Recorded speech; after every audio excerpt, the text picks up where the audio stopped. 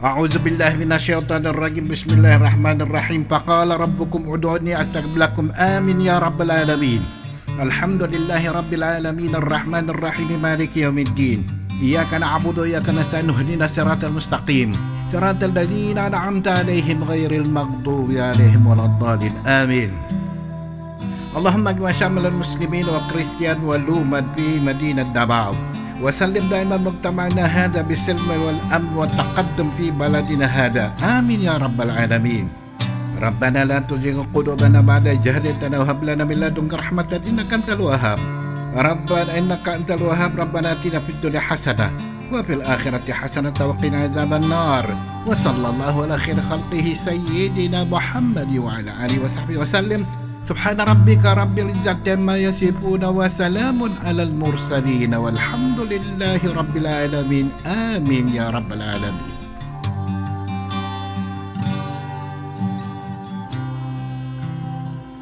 In the name of the Father, Son, and Holy Spirit. Amen.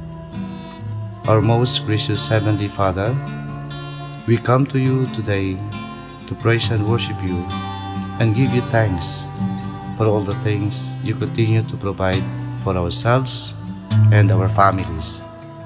Father, we humbly ask for forgiveness for all the times we have offended you, when we forget to acknowledge your presence in the image of our brothers and sisters, and for moments we fail to be good stewards of the blessings you have given us.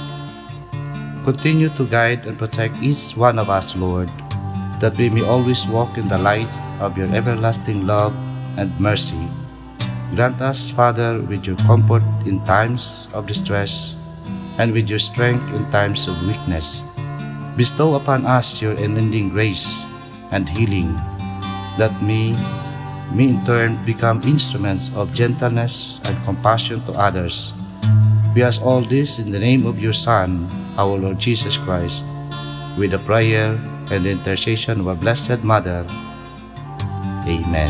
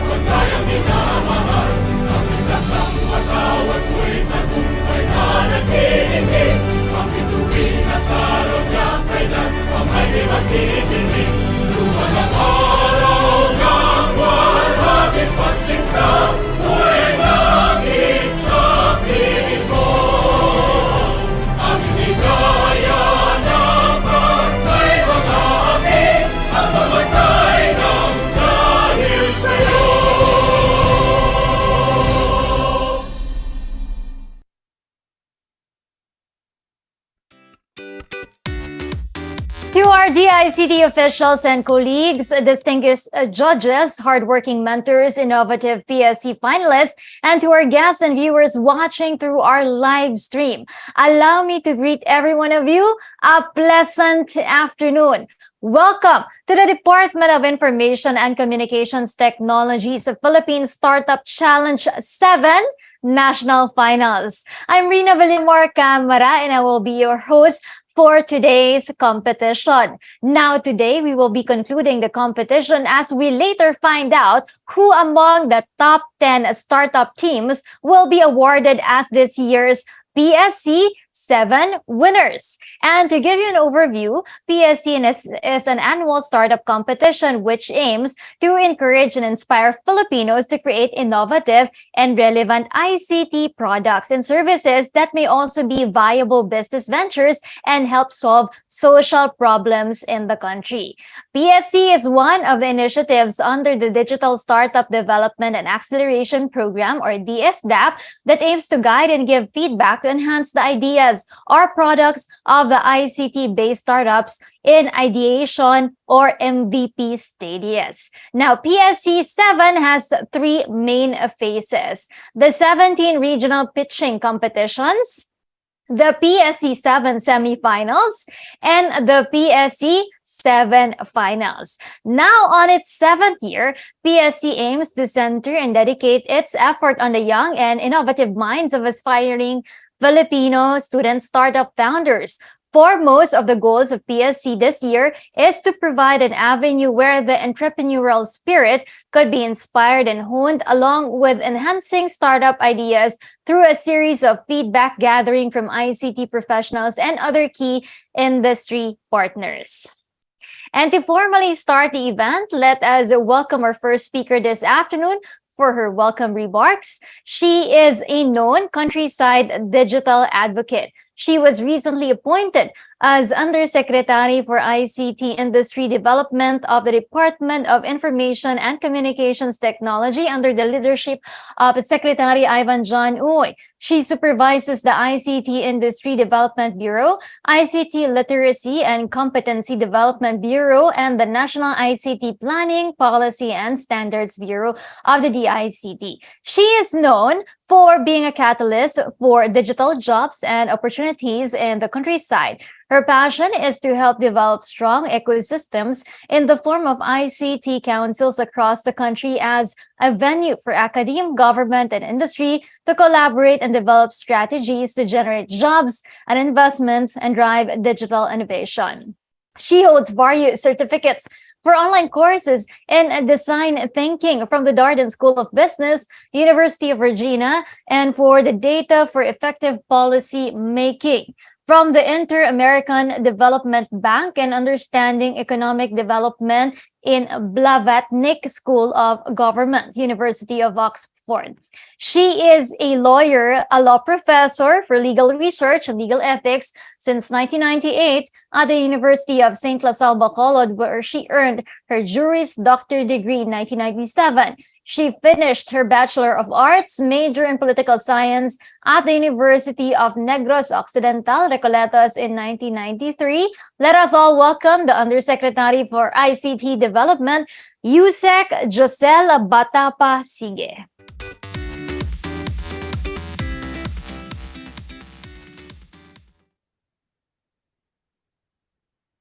A digitally empowered day to everyone. Secretary Ivan Jan Uy, Director Emilu Delphine, and your team at the ICT Industry Development Bureau, our esteemed panel of judges, Mr. Arup Maiti, President and CEO of Blast Asia Incorporated, Mr. Andre Yap, the CEO of Ignite House of Innovation, Ms. Stephanie Caragos, past President of NICP and the founder and President, as well as CEO of Syntactics Incorporated, Mr. Abid Saidi, the Chief Marketing and Operations Officer of Microsoft Philippines, and Mr. Arnold Arnie Alvarez, the Chief Technology Officer for IT Infrastructure, Cloud and AI Business Department of Huawei Technologies Philippines Incorporated, and to all our mentors, dearest guests, students, and participants. all the startup enthusiasts and supporters. Great afternoon to everyone. The Philippine Startup Challenge, since its inception last 2014, has continuously proved to be an avenue for cultivating the spirit of entrepreneurship in ICT among Filipinos. For 7 years, it has become a breeding ground for innovative ideas and business ventures that help solve relevant and pressing social problems, as well as encourage our young people to be more entrepreneurial, to have that innovation mindset to spur future economic growth in our country. Startups not only promote innovation, creativity, and technological advancement within various industries, it is also instrumental to the growth of the country's business landscape and economic growth. We firmly believe this at the Department of Information and Communications Technology. That's why we fully support this initiative. As mandated by Republic Act 11337 or the Innovative Startup Act, the DICT, along with the Department of Trade and Industry and the Department of Science and Technology, developed startup-focused programs intended to grow the local startup ecosystem in our country. Through the passing of the Innovative Startup Act, the government has been more proactive and steadfast in its support for startups through the three agencies' collaborative efforts. DICT's main startup-led program is DSDAP, or the Digital Startup Development and Acceleration Program, which holds various projects intended to support the growth of aspiring startups and startup communities, especially in the area of information and communications technologies. The Philippine Startup Challenge, such as what we are having today, is one of the many programs that the DSDAP offers. Other than the Philippine Startup Challenge, we also have other components, namely SCALE, or the Startup Community and Local Enhancement Program. SCALE maps out the different startup communities around the country. It hopes to identify the resources, gaps, and opportunities available to certain localities in terms of startup community developments. This is where we need the support of our schools in the provinces, our local government units, and our local stakeholders. Another program is RAISE. RAISE stands for Raising Awareness and Inspiring the Startup Ecosystem.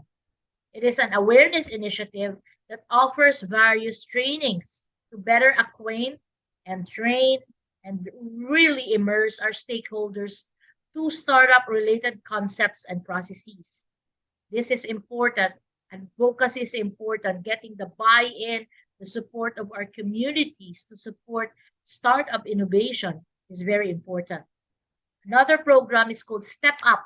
Step Up, or the Startup Tailored Empowerment and People-Focused Upskilling Program or project, is the flagship acceleration project that partners with accelerators around the Philippines to help boost a certain locality's startup scene. We have seen the growth of a lot of incubators, accelerators, and even consortia of different sectors coming together to support the creation and the establishment and the maintenance of incubators and accelerators that house different startups at different stages of their inception and growth, and really help and assist and guide the startups to be successful in their business ideas. There is also the Startup Grant Fund, another project under the DSDAP, which hopes to provide ample support to early stage startups to help further research and product development. With additional budget, the Department of Information and Communications Technologies hopes to support new startups by giving them seed funding in order for them to really scale and work out their ideas to fruition. Lastly, the Startup Philippine website is a shared effort of the DICT, the DTI, and the DOST. This is a unified dashboard which hopes to collate the Philippine startup data and streamlining startup-related content, program offerings, and information and resources to all our stakeholders. It would be easier to have just one site for our Filipino startups to go to and to get the resources from, get their information from, especially available funding, available programs and interventions that the government through the three departments offer our Filipino startups. Currently, the Philippines is ranked as 57th globally in the Startup Blink's Global Startup Ecosystem Index 2022, a rank visibly lower than its comparable regional counterparts like Vietnam, which is ranked 54, and Thailand, ranked 53. The Philippines' ranking also fails to compare to the startup ecosystems of other Asia-Pacific giants like Singapore, which is 7th, Australia 8th, and China 10th. This is also echoed in the Startup Genome Report of 2022, where the Philippines is outranked by its regional neighbors like China and Singapore. Of course, we cannot compare ourselves to these big countries, but we are doing our very best as a country, as a nation, to put the Philippines in the international startup map. It should be noted that in its web report, the Startup Genome 2022 recognized the big potential of the Philippine startup ecosystem, placing it in the top 20 of global ecosystem in affordable talent, top 25 in the ASEAN ecosystem in funding, and top 30 for the ASEAN ecosystem in bang for buck. The Philippines also emerged as part of the top 15 ASEAN emerging ecosystems for early stage funding and investor activity.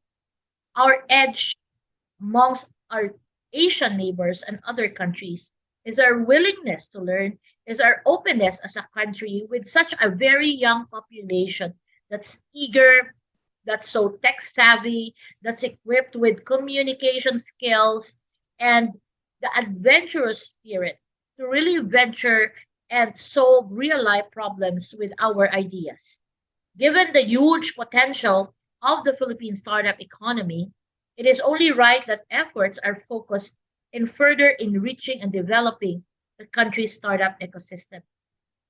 The Philippines is well on its way to do so with various government-related policies and initiatives that help in the ease of doing business for budding startups and interested investors, local and foreign alike. There is still so much more room for growth. We need to continually push for innovation and entrepreneurial mindset among our young people through events like this and many more. We also need to appeal to our policy makers to improve our policies and increase more resources going into innovation so that we can really create a conducive startup innovation ecosystem. Opportunities like the Philippine Startup Challenge is a great way to cultivate and to discover local talents, not only in Metro Manila, but around the country, in different provinces and regions where the DICT is holding its activities around the startup program. To see this potential in contributing to the ever-growing business landscape of the Philippines and eventually contributing to our economic growth as a country. Particular success story comes from the Philippine Startup Challenge itself. We have Rental BPH, one of the Philippine Startup Challenge winners in the past. Rental BPH is an online platform for students to easily find affordable and safe accommodations. From being declared as the first runner during the Philippine Startup Challenge number 5, Ryan Liamoso, one of its co-founders, is now one of the co-founder and co-CEO of AHG Lab, the largest independent Philippine venture builder specializing in prop tech plus. They are pioneering the digital revolution in the Philippines with a focus on prop tech as they build groundbreaking startups that significantly impact the real estate industry and the daily lives of Filipinos. In fact, they are even one of the sponsors of this year's Philippine Startup Week iteration. Thank you to Rental Week. They have evolved into becoming serial entrepreneurs along with Solterra Energy, a climate tech startup, also within their portfolio. This is the dream of the Philippine Startup Challenge, to cultivate and empower young minds into realizing their innovative business solutions. It is with great hope that more rental bees, more successful ideas are scaled from out of this Philippine Startup Challenge and future iterations of this program. Thank you. So thank you very, very much. All of you continue to support this program of the DICT, the DTI, and the DOST. All our participants, to all our startup members, our mentors, our judges, and fellow advocates from both the public and the private sector. Maraming salamat po. The development of the startup ecosystem lies in each of our hands. Our collective efforts as a community will uplift the progress and ensure the progress of the Philippine startup landscape. And I enjoin everyone to actively take part and continually to do so in all our initiatives as a startup innovation nation. Once again, a digitally empowered day to everyone from your Department of Information Communications Technology. Maraming salamat. Thank you very much, Yusek Josel Batapa Sige of the ICT, for your very warm welcome message for everyone. It is without a doubt that the Philippines can do well in the competitive stage for startups, especially if the government agencies such as the ICT will continue to support them. And I'm sure everyone is so excited for this competition to see the innovations from our young entrepreneurs. But at this point, we would also like first to thank and acknowledge our community partners for the Philippine Startup Challenge 7, the Philippine Software Industry Association, Ignite House of Innovation, Startup Village, Cubo Innovation Hub, Huawei Philippines, Philippine Society for Information Technology Educators, Microsoft, and Amazon Web Services. Without you guys, this competition and this event will not be successful and possible. Now, let me introduce to you our esteemed set of judges for today's competition. Are you guys excited? Well, for our first judge, he is a business leader having more than 17 years of sales and business management experience with a great passion for incubating ideas and innovating solutions. He believes in nurturing of ideas and consistent innovation, which led him to transform teams and businesses across various Fortune 500 companies.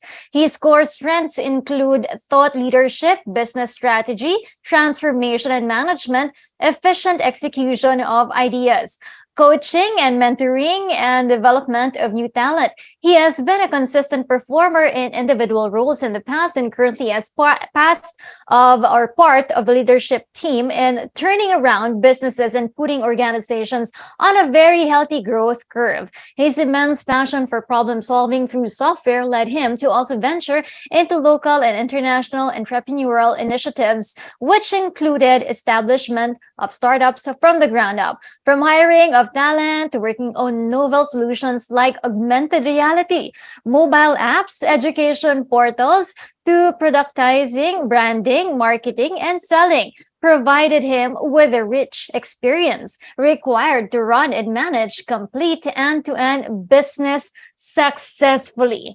Ladies and gentlemen, our first judge, Mr. Abid Saidi.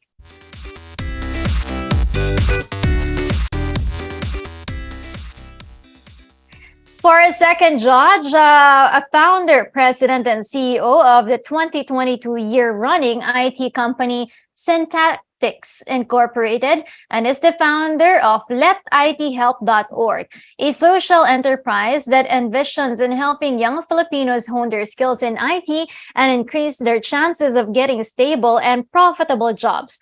She founded the Syntactics Pink, or Promoting Innovation Networking Knowledge for Women, a community ran by female developers to train women in coding and IT skills. She is a speaker and mentor in various startup, online marketing, web, ICT, and ICT business-related seminars and talks, and works tirelessly in finding innovative ways of marketing online for clients. She is also a staunch supporter of Filipino small and medium enterprises as she continues to develop products and services that would benefit SMEs as well as help them increase their success rate in using technology in business. She is an Eisenhower Fellow, a Young Social Entrepreneur Initiative Fellow, and has been featured in the Microsoft Executive Leadership Series book, Young World Rising.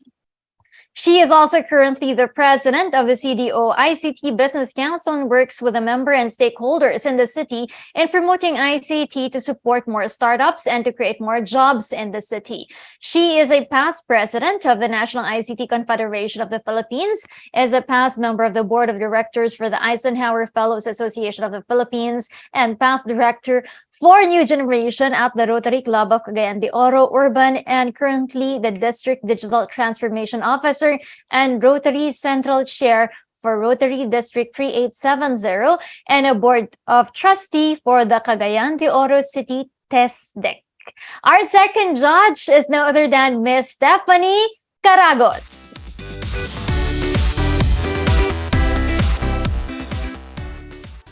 Our next judge is the CTO and IT Director Enterprise Business Group of Huawei Philippines. A regular speaker at industry forums, he has over 3 decades of solid experience in the information technology arena. Currently, he is Huawei Technologies CTO and IT Director and mainly responsible for creating and effectively communicating the technical vision and strategy of the organization. Furthermore, he is also in charge of Huawei's IT infrastructure business. Previous to Huawei, he worked for Dell Technologies as their modern data center country leader and Cisco Systems Philippines, where he served as the data center, cloud, and virtualization country lead.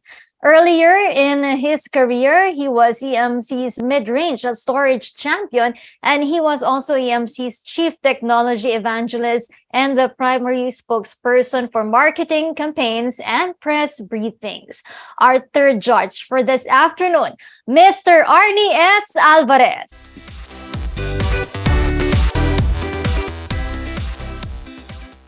On to the next one. He is the chairman and a CEO of Ignite House of Innovations, which invests and operates in venture capital, technology, media, education, healthcare, energy, hospitality, food, agri, HR, and enterprise solutions. He also serves as executive chairman of NI2, the Philippines National Innovators Initiative to power 100,000 Filipino innovators by 2023. NI2 is a public-private partnership with national and local government, business and nonprofit organizations, and the academe.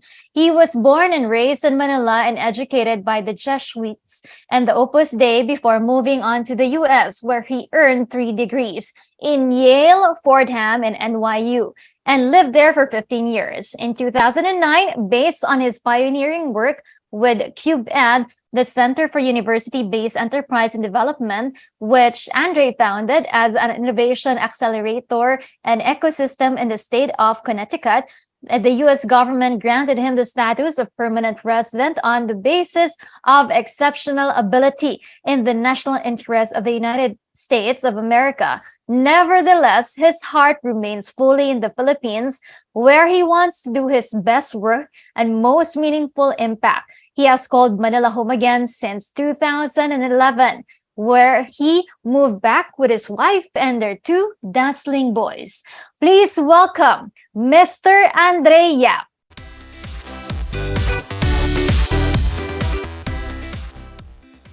And last but definitely not the least, our fifth judge for this afternoon tags himself as a serial entrepreneur working on making technology work for business to make life better for everyone it touches. He founded Blast Asia in 2001, a software product engineering company that works with software companies across the world doing research and development of their intellectual property. He co-founded Steer Platform, a no-code operations digitization and automation software as a service with the goal of enabling business users build their own digital solutions quick and easy without requiring engineers. Our judge loves sharing his 20 plus years of experience on technology entrepreneurship to his students at Asian Institute of Management as an adjunct faculty and also to the startup community and software industry as a director for Philippine Software Industry Association that he have been serving over for the last 10 years. Currently, he ceaselessly look for opportunities to help grow Steer to as many countries to help businesses with their digital transformation needs. He is also actively seeking investment and partnership opportunities for Steer Platform. It is my honor to introduce to you Mr. Arup Meiti.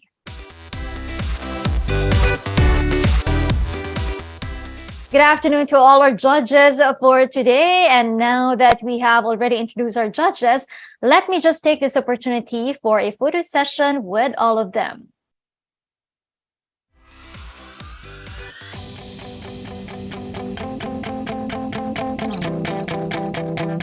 For the first round, it's all of our judges for the photo session. Please smile at the camera for the photo opportunity.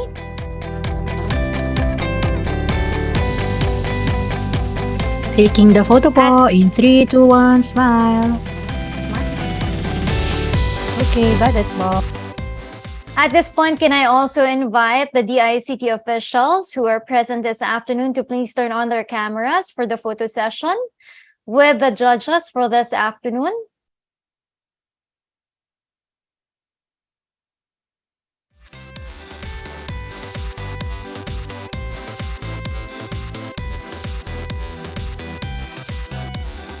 We'll have the photo session with the judges and the DICT officials. If you're around, please turn on your camera, please. There you go. Smile at the camera. We'll be taking the photo po in 3, 2, 1, smile. Got it po, thank you.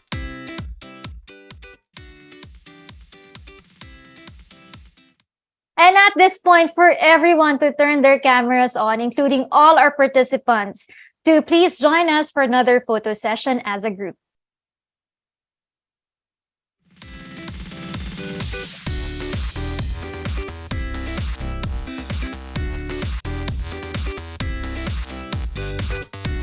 Requesting again everyone to please turn on their cameras and please smile at the camera for this photo op.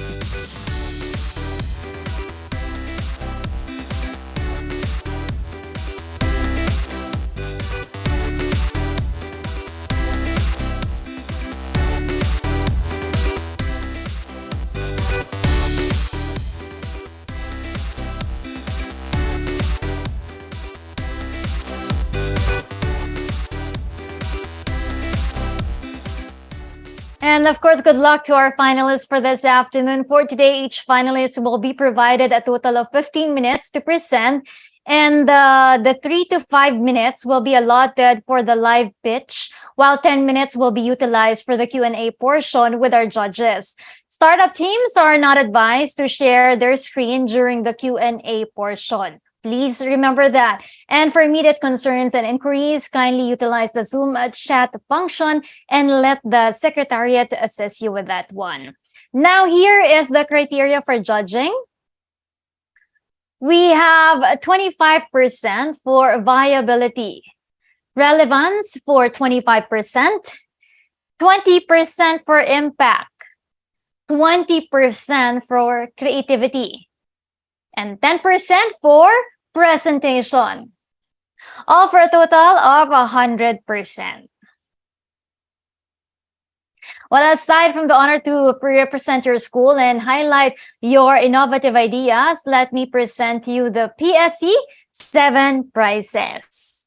Now, all of the top 5 teams shall receive the following Philippine Startup Challenge trophies with the promotion and partnership opportunities with DICT stakeholders.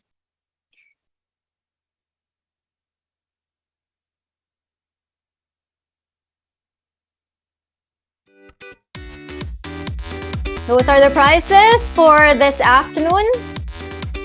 Exposure and prioritization of your projects from a DICT will be included on that one. So good luck, and without further ado, we are now ready to hear innovative ideas from our students from Luzon, Visayas, and Mindanao, and we wish our top 10 startups the best of luck. To start off, may we have the first team to pitch. It's a Team Scrap Cycle from Region 13 with their startup Scrap Cycle. Are you guys ready? Yes, ma'am. Okay. Just a reminder that we will be giving you 5 minutes, okay, to pitch in your project for this one. If you're ready, This is like technical difficulty. Oh my God. I think they're preparing for the materials that they will show.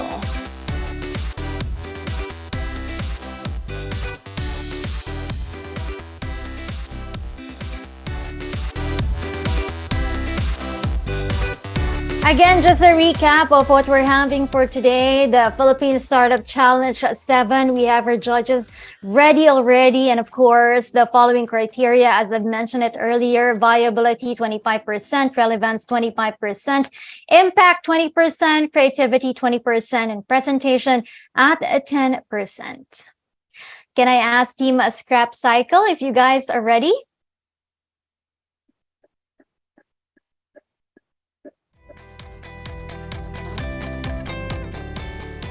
Your 5 minutes starts now.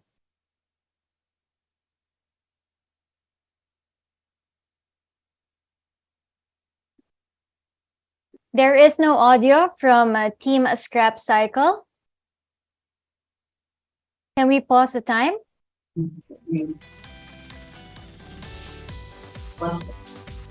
Yes, Hello? ma'am. All right. Let us begin. Your 5 minutes starts now. 16.6 million metric tons of waste is generated annually in the Philippines. And out of that number, 53% are recyclable materials. The law mandates that all of these waste should be regulated in sanitary landfills and MRFs. However, the Philippines only has 188 landfills, which could only accommodate 22% of all cities and municipalities in the Philippines. This implies that 3 out of 4 cities have nowhere to properly dispose of their waste. All of these facts lead us to the undeniable problem that our country is facing at the moment, and that is that the dumping of our household and business waste in landfills is clearly ineffective, costly, and not sustainable in the long run. To understand this problem better, let's see one of these households. This is Carol. She's a housewife and a mother of an infant. In her household, they face 3 main waste management problems. So first, there's not enough space for composting in her house. So in a lot of cases, she ends up mixing both her recyclables and biodegradables together, which causes contamination. And even though she tries her best to segregate, she sees that both of these recyclables and biodegradables still end up in one dump truck when they are being collected, which again means contamination. And this contamination leads to the foul odor that's emanating from the MRFs. And lastly, she sees no economic gains from her recyclables because there's not an easy way for her to do so. She doesn't know where to go or how much her waste are worth. But what if there's a hassle-free way for her to not only manage her waste better, but also earn money from them from the tip of her fingertips? Let me introduce Scrap Cycle. Scrap Cycle is a recyclable trading application for you to turn your trash into cash in as easy as 1, 2, 3. Step 1, register and sign in. Step 2, set your location. And step 3, select and set a collection schedule from the available collection dates shown. And once you click the Collect My Scraps button, you're automatically enlisted for that collection schedule. In the meantime, you can check out how much you'll earn from your scraps in our price list page. Scrap Cycle accepts both clean and unclean waste or recyclables. However, we reward those who take an extra time to clean their recyclables and with more earnings. And this is to reinforce the good habits of waste management in our users. And this can be seen in our price list page as well. So on the day of the collection schedule, our Scrap Cycle collector will go and pick up the recyclables from our users. The users can then redeem their money through their e-wallet of choice. All of the collected recyclables will be stored in our warehouse before they are delivered and sold to junk shops. And Scrap Cycle's earnings comes from our trade with the junk shops. 20% of every earning goes to the operation and maintenance, which is the salary of our drivers, staff, plus the gas money. 30 to 40% will be what we pay our users, and 40 to 50% will be our profit and the share of the equity of our investors. We plan to partner with the LGUs in the Philippines for their MRFs, manpower trucks. The MRFs, this can be our warehouse as well, in exchange for a share of our profit in our area. And this allows us to scale quickly in different areas in the Philippines. We also plan to partner with Homeowners Association, different environmental organizations, and DTI in order to spread the awareness of our brand. Scrap Cycle supports the LGUs by sharing the burden of waste collection in their area when it comes to collection of the recyclables, which could reduce the cost of the waste management and lessen a potential of 53% of the waste that goes in the landfills. This plus their equity gains. Scrap Cycle supports the junk shops by providing more scraps for their business to grow. And lastly, Scrap Cycle empowers Filipinos by giving them a new source of income and gaining a sense of contribution from their waste management. Again, we are Scrap Cycle, and together with your help, we can start turning people's trash into cash. Thank you.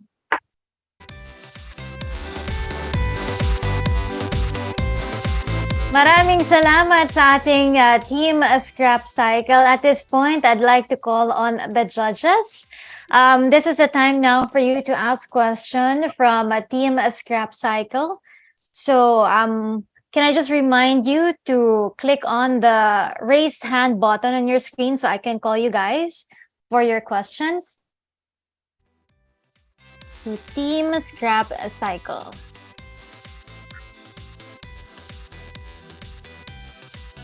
Okay, I think we have Judge Arup Meiti.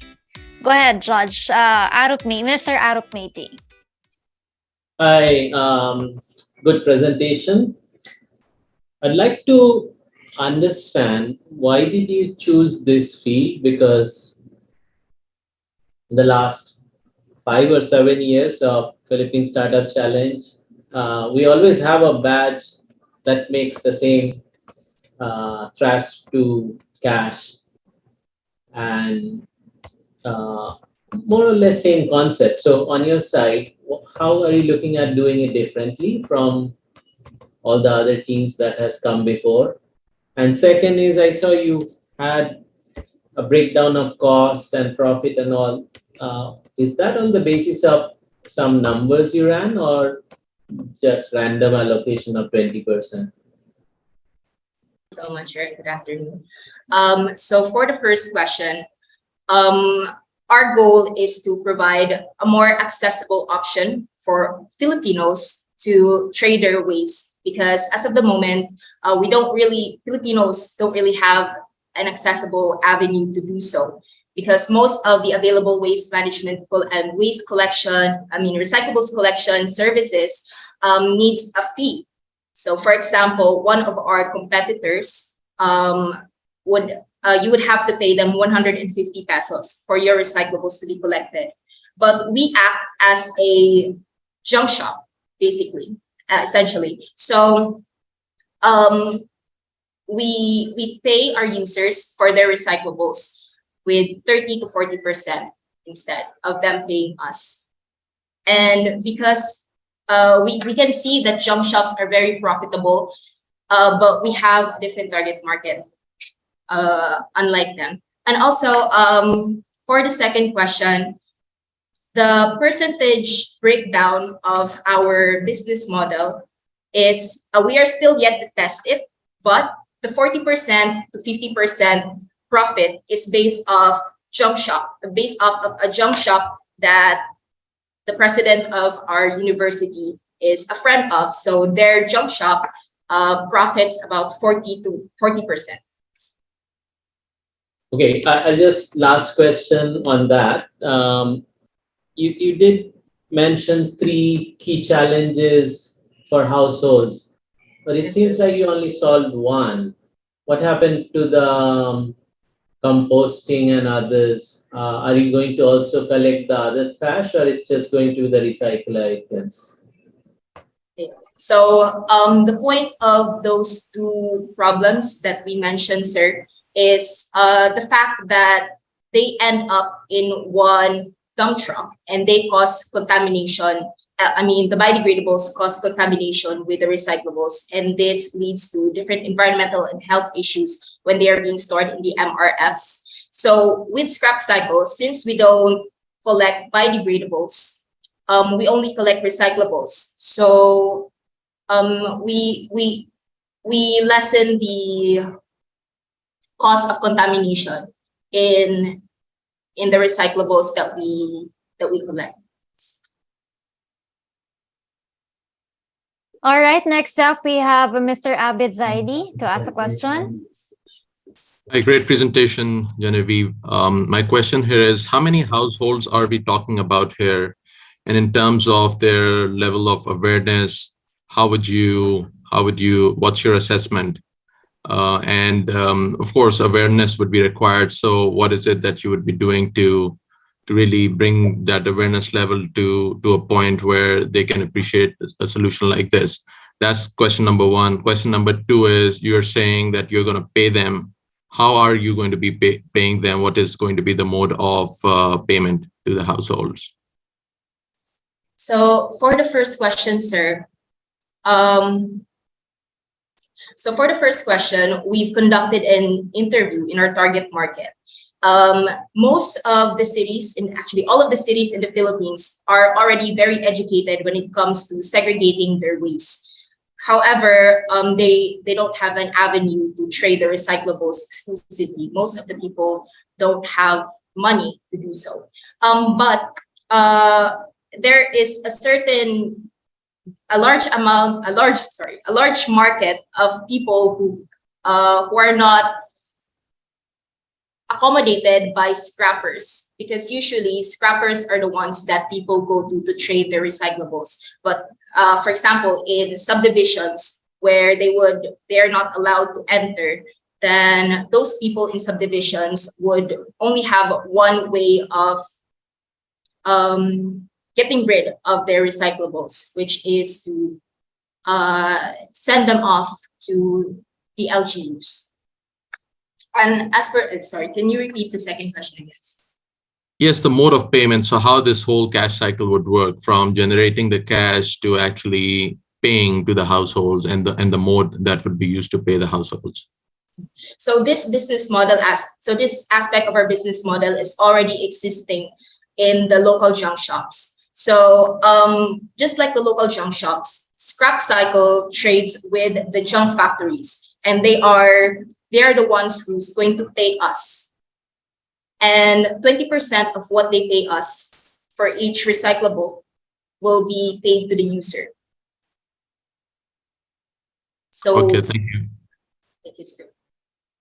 Miss Stephanie, for the next questions, please. Yes, good afternoon. Now, I saw that part of your proposal is that you will be the ones, of course, that's going to be picking up the recyclables. Am I right? I got that right. Okay. So basically, this means that there's going to be a heavy investment on vehicles. What type of vehicles do you plan to invest in? And have you already made some computations on ROIs for that one, for that investment itself? Like, how many do you need? What kind of, the fleet that you need? And at the same time, what are your financial goals to be able to meet the targets to pay for any of those expenditures and assets? So the 20%,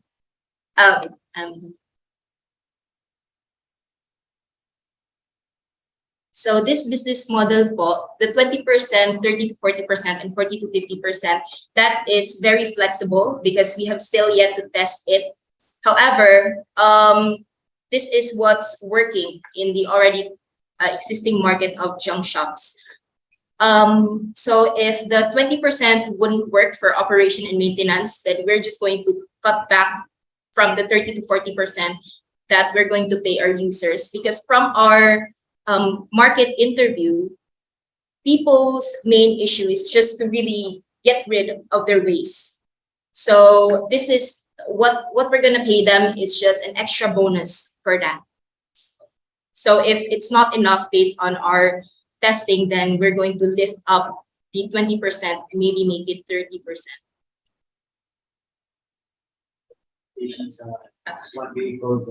So as for the computations, ma'am,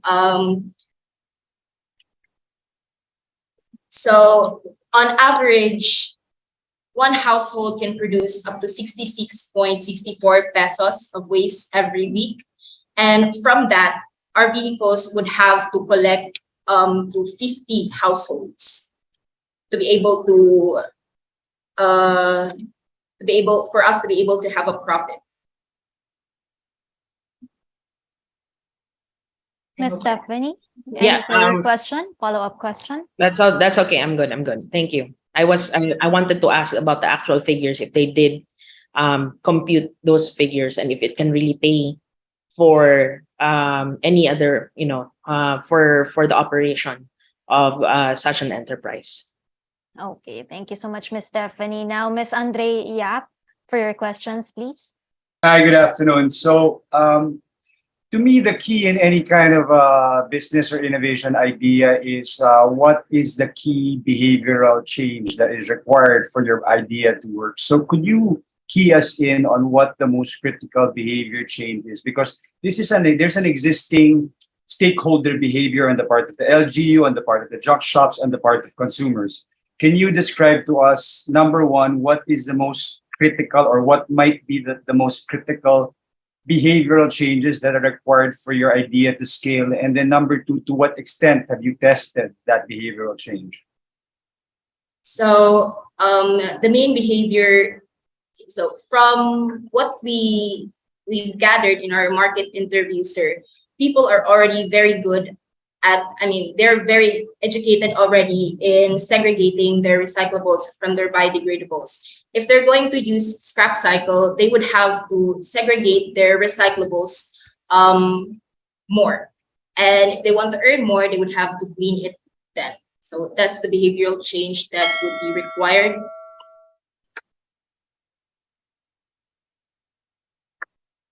I think that's part of the 10 minutes for the Q&A portion. So that's it, if I'm not mistaken, for the Q&A portion. Thank you so much. Maraming salamat po to our team, Scrap Cycle, and of course to our judges who asked questions for the team. Good luck.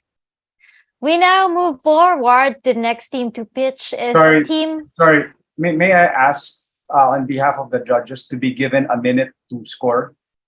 All right. Because we just finished the Q&A, so we need about a minute to process and do the scoring, if that's okay, please. Okay, go ahead.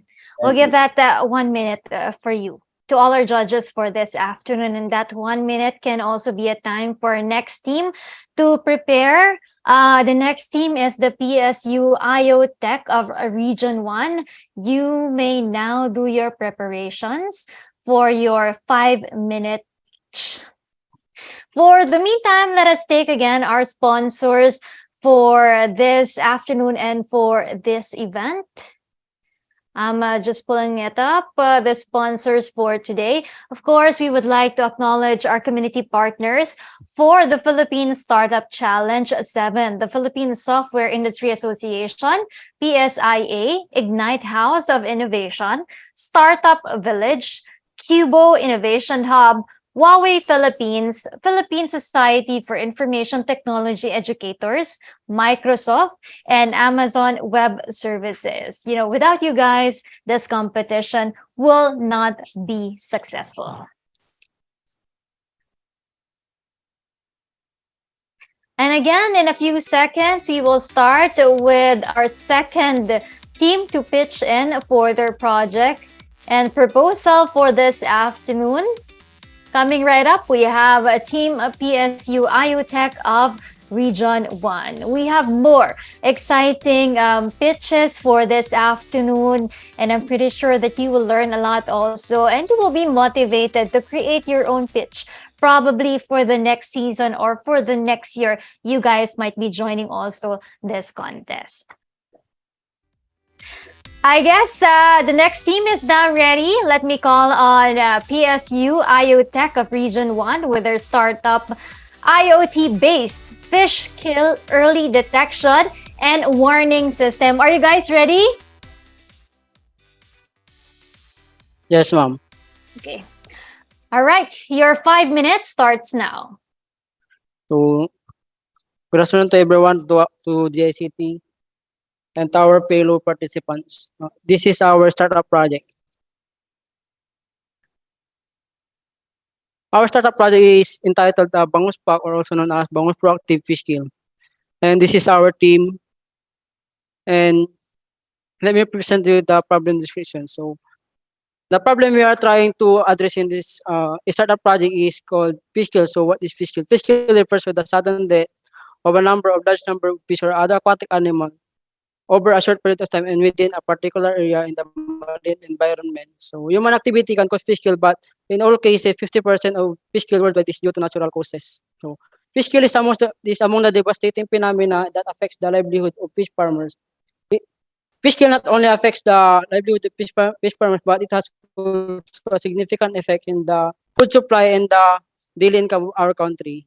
So these are the parameters that causes fish kill. So number one is changes in temperature, water temperature, acidity levels, water salinity, total dissolved oxygen, and the total concentration of ammonia in the water.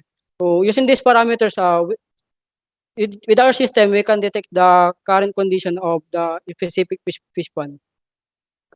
And bangus, we choose the bangus as our test subject in our startup project because bangus is one of the leading product of our province, and bangus is one of the most affected species when it comes to fish kill incidents. And as I said earlier, the fish kill has also a significant effect when it comes to the total fish production of our country. Introducing the Bangus Pack. This project is a beneficial system in mitigating the adverse effect of the fish kill. This system is not only able to reduce but also helps the fish farmers in adequately monitoring the water quality of their fish pond, which is essential for the health and growth of the fish. And this is the example prototype of our startup project. So this prototype is composed of floating device and a waterproof container which contains the microcontrollers and the sensors of the project. Target market. Our target market are those local fish farmers or fish pond owners who are culturing milk fish around the country. So we choose them as our target user because they are one of the most affected individuals when it comes to fish kill incidents. So, solution. So, this study examines the link between the above-mentioned problem that caused the extensive fish kill event in Pangasinan. So, but in all cases described, the most common cause of fish kill is suffocation due to lack of dissolved oxygen, which is crucial to measurement to parameter fish survival. So, this problem may cause substantial economic losses to local farmers and owners is not prevented by taking immediate action. So, with that, our team intend to implement an innovative solution to this problem by designing, developing, and deploying the Bangus Pack. The Bangus Pack is an IoT-based system that can prevent the occurrence of fish kill. And the Bangus Pack can detect the lethal condition and forecast the early occurrence of fish kill. Features. So these are the features of Bangus Pack. So the Bangus Pack have the following capabilities. So number one is the system can monitor the current pH level, the total dissolved oxygen, and the latest water temperature, water salinity, and the total concentration of ammonia in the fish pond.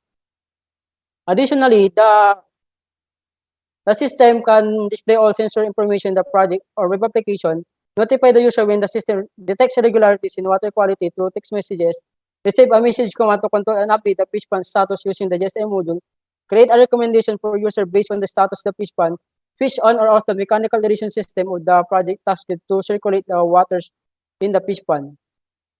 And this is some of the components we are going to use in our prototyping of our startup project. So these are the microcontrollers, and below are the sensors we are going to use in our startup project. So we have the pH level, dissolved oxygen sensor, salinity sensor, ammonia sensors, and the water temperature sensors. And progress and traction. So our progress as of now is in early stage because our team is still looking for ways to improve our startup project, and our team is still gathering data or information that will be used in the project's development. Another thing is that the team is still looking for a way to raise funds to sustain the needs and expenses of the projects. Proposed use of funds. So the fund will be used to support all the necessary expenses of the project, and the funds will be used to buy the needed hardware for the project and the data gathering and the development of the web application. And these are the beneficiaries of this project. So the first one is the fish farmers and the fish farmers. Time's up for IoT-based fish kill early detection and warning system. At this point, can I now call again the judges to ask in questions to this team? Yeah, so I think I'm first in line. Yes, go ahead, Sir Andre. Yeah, well, props to the team. If you want to keep an audience and the board of judges awake after lunch, bangus is really good. No, that was fascinating. You really got me there. I think to what extent, again, have you tested the efficacy? As I understand it, okay, first question, you're clearly a monitoring solution. Are you also able to switch on with your mechanisms any kind of problem solving? So in other words, if you're able to tell me that XYZ metrics are wrong in my fish pond, do you also have mechanisms for me to fix some of those XYZ problems, or are you purely a monitoring mechanism? Number two is, again, you got to explain to what extent have you tested any of these solutions? Because if you've tested it and there's a little bit of traction, then it's so much easier for us as judges to evaluate what you're doing versus evaluating the technicalities, which we have no idea about. So go ahead, please. You're on mute.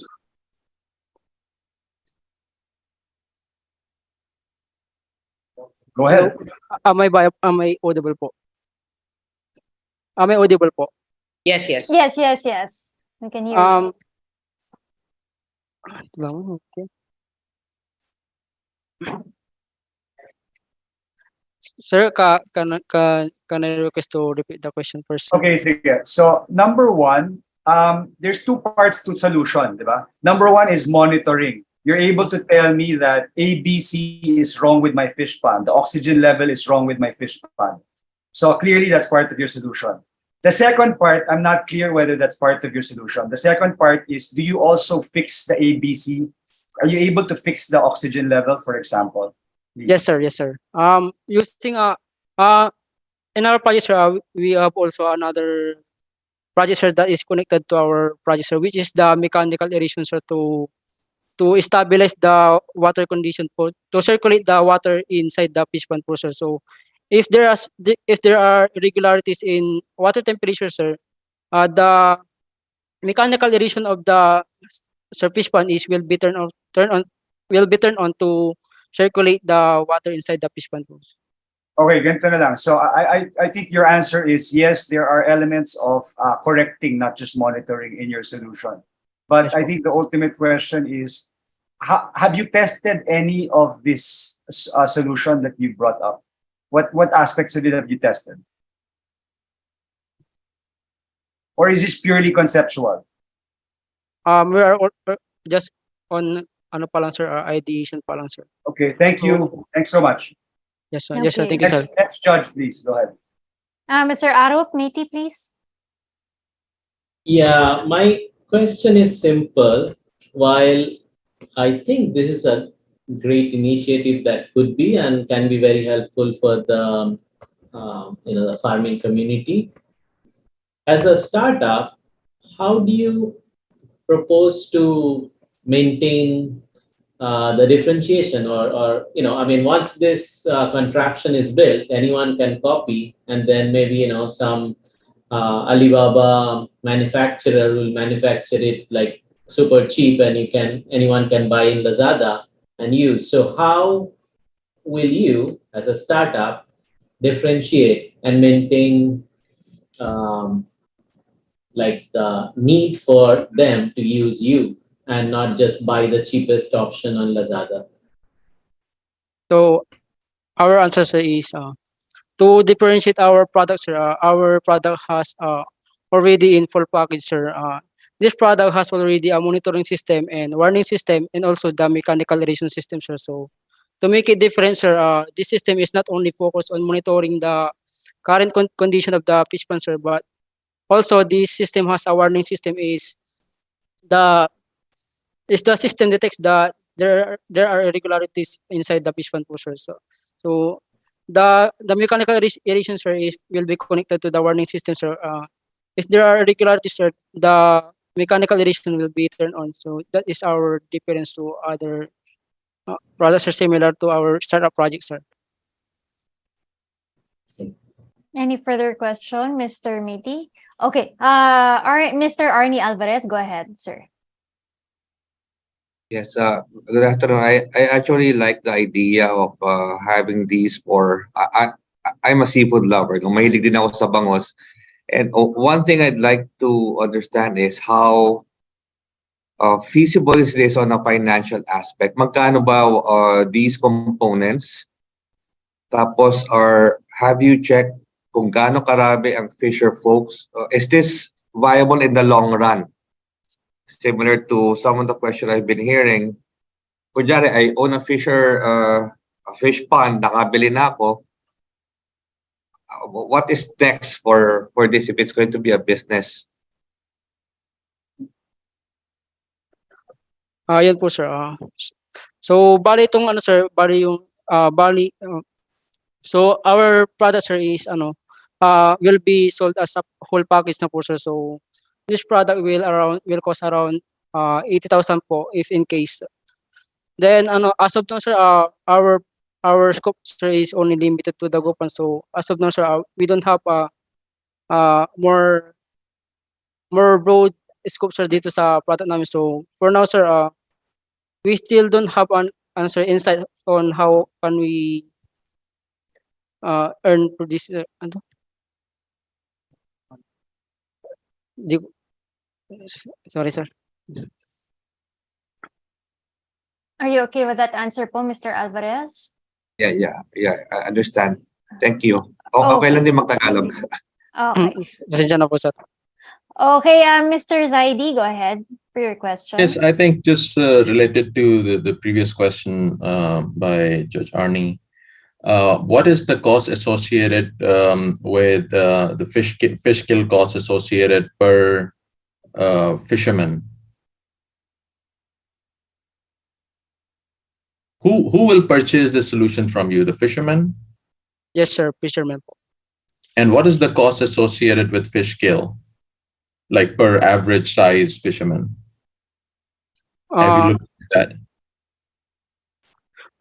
Our target customer sir is fisherman. So our price sir is budget friendly for fisherman. So the product will cost around 80,000 so this is affordable It is for fine. What are the losses associated with fish kill per fisherman? losses income sir. They will lose their original capital during before the start of the culturing fish sir. So when harvesting sir, there are instances that the fishermen will not earn an income when fish kill incident occurs in their fish pond. So, which may lead to business losses, sir, for one local fish farmers, po, sir. Okay, thank you. Okay. Yes, sir. Miss Stephanie, you were raising your hand earlier, and do you still have a question Yeah. for the group? Yeah. It's still attributed to cost. It's still on the same track. How much is the earning per fish pond, more or less? Do you have an average income or earning of the fisherman? So this is for you to be able to gauge how much you're supposed to sell it and what your cost is. Sorry for the background noise now. And have you studied that, and how much is their current expenses for the feeds, for the electricity? Because I think this contraption will also include some electrical cost. Is it electrical, and will it add cost to the fish pond operators? So, our product, ma'am, will be cost around 80,000 po. Which is budget friendly for one local fisherman. So, Alam mo ba kung magkano yung ang benta nila sa bawat harvest nila sa isang fish pond? At makakabayad ba ito sa solution na ginagawa niyo?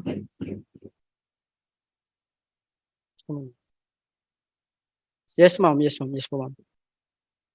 So, ma'am, affordable, kaya sa pagkakalam po na kaya po naman siguro, ma'am, kasi ito naman po, ma'am, is hindi naman po siya magagamit within within a short period, ma'am. This product will be used for a long term po, ma'am. Kaya for the long run po, ma'am, is magiging effective naman to sa kanila, ma'am, kasi with our system po, ma'am, is matutulungan po sila, ma'am, para mamitigate po yung fish kill po inside the fish pond, ma'am. May number of cubic meter ba that you need? Is there a specific number of cubic meter for every pond for the for each item, for each device? So approximately, ma'am, pinaka minimum po namin, ma'am, is around for one device po, ma'am, is more than 5 meters po, ma'am. 5 meters with 5 meters. So thank you, ma'am. And that's it for PSU IoTech team. Maraming salamat po sa inyo, to our judges. We'll be giving you another minute again to finish your scoring for this team. Please get ready, Team Link ERS. You are next in line for our presentation. But can I get a final message? Baka may final message itong PSU IoTech natin. Do you have a final message to everyone who's joining us today? Thank you Or po may to mga gusto kayong pasalamatan? Yes, go ahead. Thank you very much po, ma'am. Thank you. First of all, thank you to the God Almighty for guiding us during this event, and also thank you to our mentors, and thank you to all the benefactors for supporting us, and we want to thank you also to our judges for giving their insights about our startup projects. So that's all, ma'am. Thank you po. Thank you so much, PSU IoTech. Next in line, we have Team Link.ERS, and their startup is about Husky Link. Ayan, sila na po ang susunod sa atin. We have more finalists in a line for this afternoon. And once again, we would like to thank you all for joining us, for the judges. I hope that you will be kind enough to score our finalists for this afternoon. I think Team Link.ERS is now ready. Are you guys ready? Hello. Can I ask if my audio is audible? Yes. Thank we can you. hear you loud and clear. Okay. And your ready. presentation is now Perfect. ready? Yes, ma'am. All right. If we're all good. From Region 6, Team Link.ERS, here is their Husky Link and timer. Do we have the timer? There you go. Timer starts now. Good day, everyone. For our team, let me present to you my co-founders, Louis John Malimit as the CEO, Natalie Jane Pacificer as the CMO, Jed Adrian Dinosta as the CTO, and Dr. Mary Beth S. Concepcion as our mentor. At this point, I would like to introduce to you Husky Link, where we save lives. But you might ask how. I would like you to imagine this. An investor, whom we may call Ray, is on his way to the office for an emergency meeting. But due to Ray's rush, he got involved in a catastrophic car accident. And the medics found Ray suffering from an extensive head trauma. After Ray's primary assessment, the EMTs on the scene call their headquarters to report the patient's status.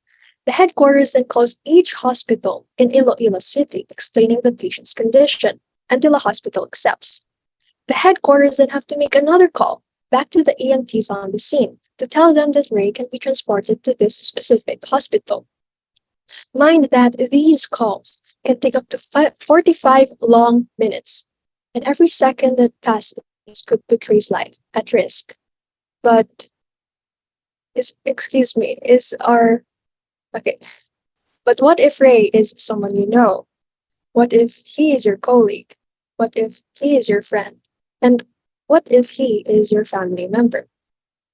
At Hospilink, what we aim is to provide a system that can help EMTs to transport the patient to the best suitable hospital in the shortest amount of time. Our system would enable the hospitals to optimize their operations in order to prepare in times of emergency. Our web application uses a machine learning algorithm to determine what the patient needs, and our system weighs which hospital should be recommended to the EMTs and the patient. If the traditional way takes up to 45 long minutes to determine which hospital to transport the patient, Hospital could cut that down to only up to 5 minutes, thereby saving precious time and effectively preserving lives. We're also providing a portal to the hospitals to help them prepare interventions when the patient arrives. Hospilink replaces the traditional slow call made by the EMTs before transporting the patient. Our system streamlines the process by which EMTs respond to emergencies, as well as for hospitals to give the patient the best possible care. Hospilink looks forward to establishing a connection or a partnership with the local government units because this will promote the welfare of their constituents. The League of Cities of the Philippines because we're aiming for smart cities. We're also looking forward to establishing connection with the Department of Health for the support of public hospitals and Private Hospitals Association for the support of private hospitals. As for the progress, the system is still in its development phase and has not yet entered alpha testing. We are actively collaborating with the Iloilo City emergency responders in ensuring the system's reliability and effectiveness. This is the login page where an EMT staff can log in to access the different features of the app. An EMT staff can click the patient care report where they could fill in the patient's details and status. After the EMT has submitted the PCR form, the form will be sent to the hospital's ICE requests page. Likewise, the hospital staff can log in. They will be able to click the ICE requests page and see the incoming ICE request containing the PCR forms. The hospital has the liberty to decline or accept these requests. All hospital status can be seen in the recommended hospitals page of our system. The EMT and the patient can choose which hospital they want to go to, and after they have chosen, they will be directed to this page. Hospital would earn money from yearly subscriptions of the EMTs, hospitals, and hopefully partnership with the government. This is our yearly forecasted revenue with 10 hospitals and one organization of EMTs or LGUs. We need funding to finish building a system, putting it into production in the cloud, and releasing it to the public. We will use this money to pay for the system development cost, the cloud subscription, marketing expense, and the operations expense. We at Hospital help emergency medical technicians and hospitals save lives because we truly believe that every life matters. That's all for our presentation.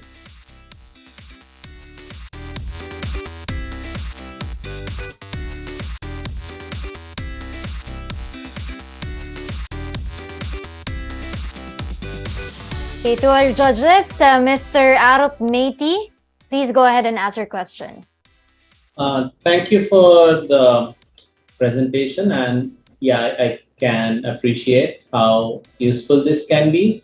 The only question I have is on the business side, who will pay for it?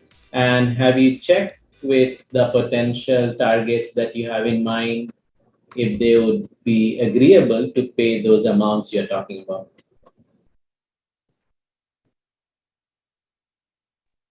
Natalie? Hello, sir. excuse me, am I audible? Yes, yes, we can Okay. hear you. Our target market are the EMTs, the emergency medical technicians, as well as the hospital. So they will be paying for this software. The EMTs are linked to the local government units. Like, let's say, for example, ICER, it is linked with Iloilo City. And then the hospitals. I get that model. I'm just checking if you check with them if they would pay for it. B, if that amount is okay. Yes, sir. So the amount is based on our expenses and based on our interview with them. A company, an international company, pitched to them like 10 years or so, and that software cost like 15 million for the software. And then there's also another software which costs 50 million, but it is bundled with hardware integration to their software. And we are currently collaborating with them for that. And they see the value in our system, sir. Okay. Miss Stephanie, for your question, please.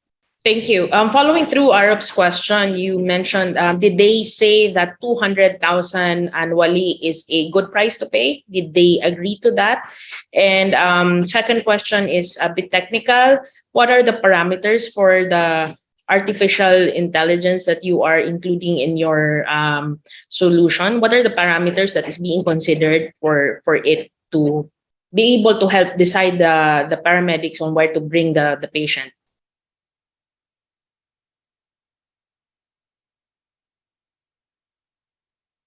Miss Natalie, you're on You're mute. muted. Okay, I'm so sorry. So for your first question, we haven't yet validated the 200,000 pesos yearly for the hospital subscription, but we do plan to validate it through surveys and interviews later on, ma'am. And for your second question, I think Louis can help with this one. For the parameters, we're going to set vital signs, the GCS, and the physical assessments as the parameters. And the output will be the needed resources by the patient. And these resources are already listed for every hospital if they are available. So does this mean that the hospitals would have to update their resources that are available for emergencies? Yes, ma'am. Yes, ma'am. Yes, ma'am. Any further question from Miss Stephanie? Yeah. How many trauma? Because your example was an accident. How many trauma hospitals do you have in your area, and has this been studied?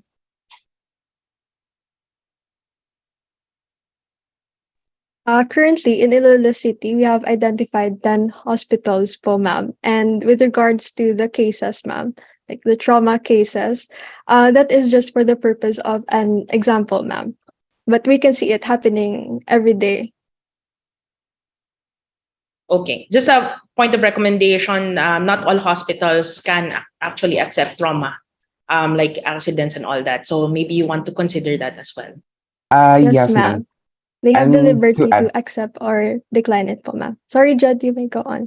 yeah, just to add for Natalie's question, I'm sorry for that. Yeah, in terms of how the hospital would accept or decline the request of the emergency responder, yeah, as per said by Natalie, they have the liberty to decline or accept whether these people would not be catering this kind of patients. So perhaps that would make that the answer, Paul. Yeah.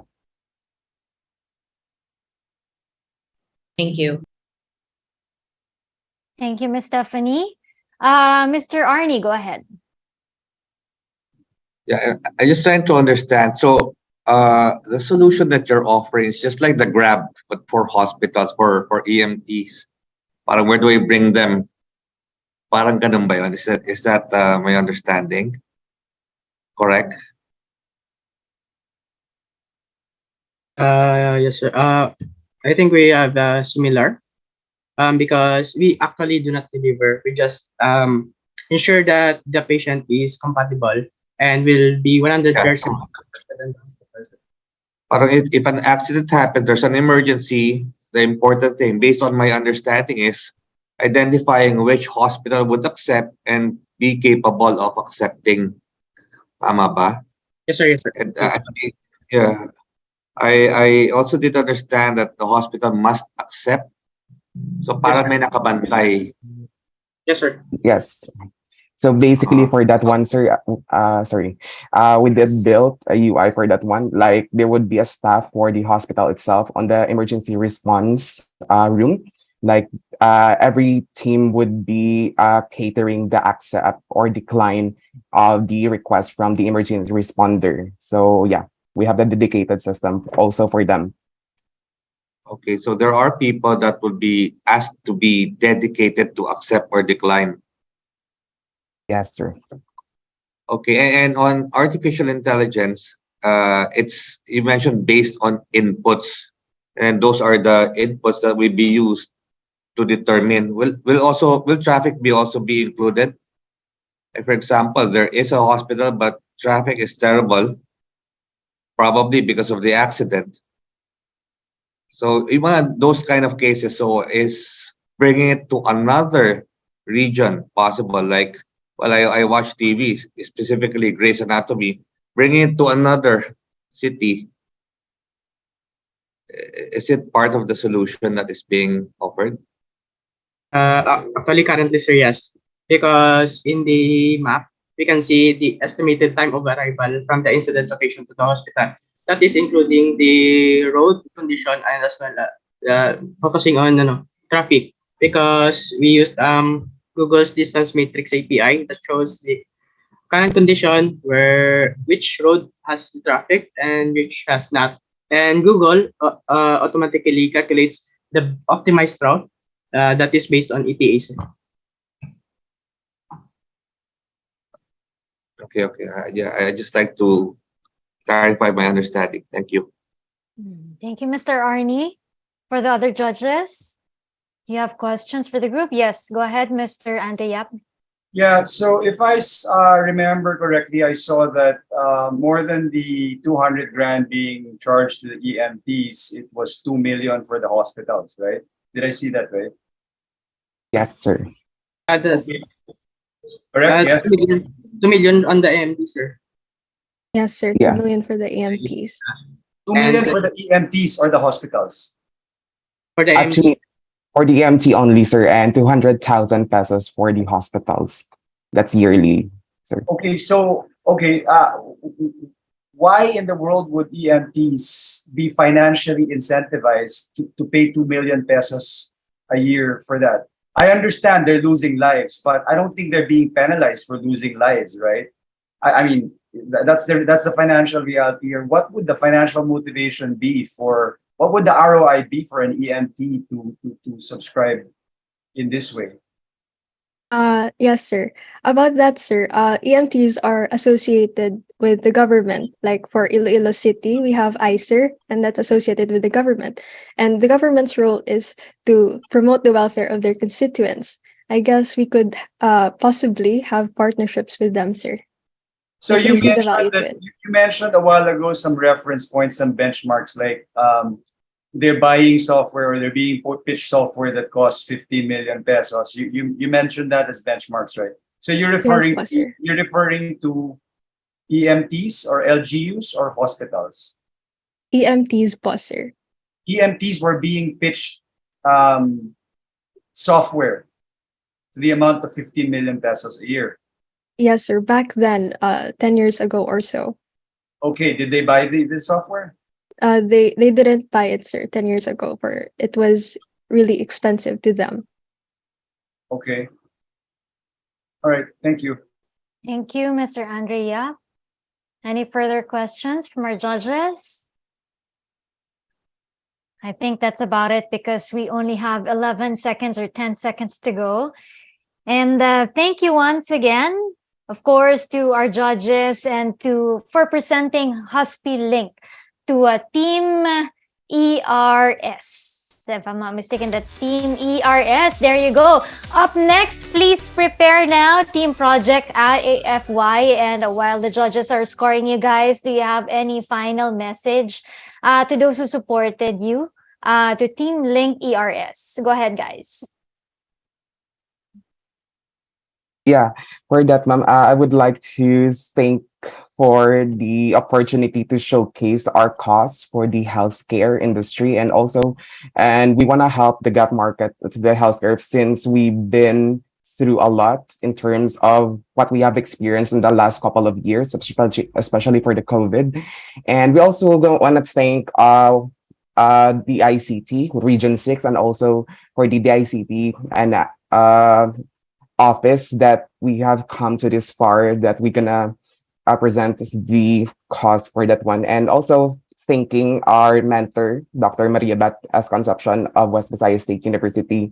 And also for the judges who have giving their insights and also giving valuable opinions on our system. That's all. Thank you. Thank you so much, Team Link ERS, for presenting your startup, Husky Link. Now we move on from Region 6 to Region 8. We have a team project IFY for the startup called Tricycle. Paano ba ito i-pronounce? Tricycle? Tricycle. Okay, are you guys now ready to present this startup Tricycle? Yes. All right. If you guys are ready, your 5 minutes starts now. Hi everyone, I am Chad Vincent Florentino, one of the co-founders of Tricycle, and let's talk about our startup. Ma, hindi ako makasakay.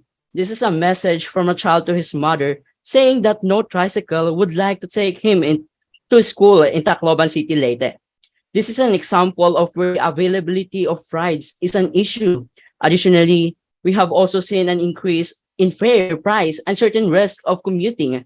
These are the problems that occur when we are commuting. So how do we solve these issues? We've come up with these ideas that you can get a ride easily, where rides are always available, cheap and fast, and rides that you can safely get in and back to again. And that is Tricycle. Get a ride right away. The premier trike booking solution for your mobile phone. Our target market are the students and working adults with a low to middle income, especially in areas where tricycles are the main transportation in their local community. Tricycles are the second most popular means of transportation in the country, and there are over 3.8 million registered tricycles and over 79 million smartphone users. That's how large the market is.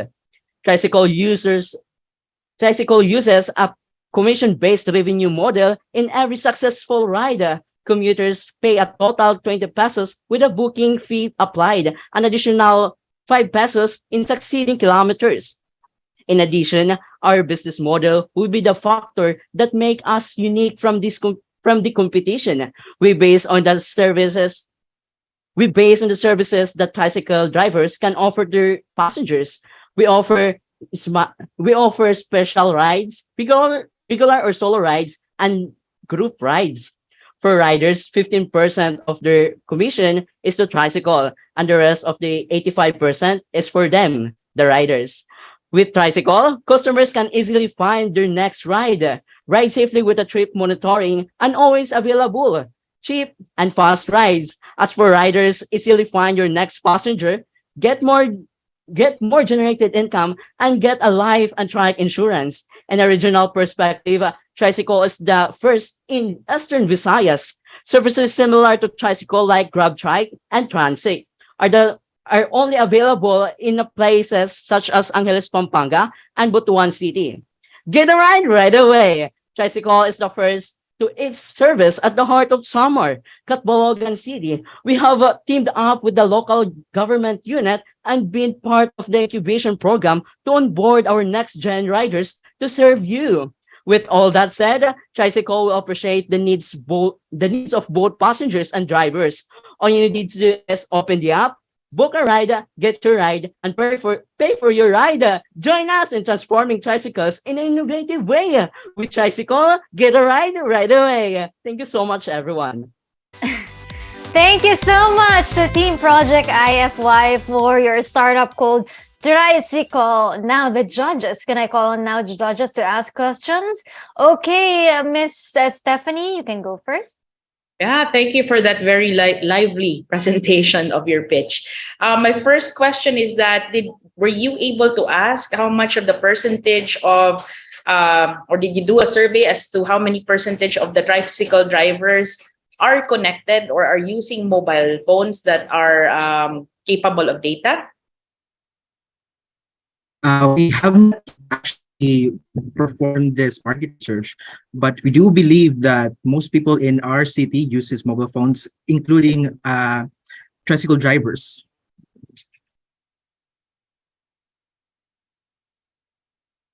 Miss Stephanie? Yeah, well, I'll give the floor to Abid.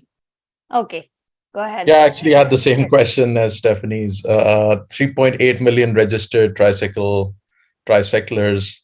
How many of them own smartphones? They might be owning, those value phones, but do they have smartphones? Do they have connectivity? Because if they don't, then probably the solution is not going to work. Correct?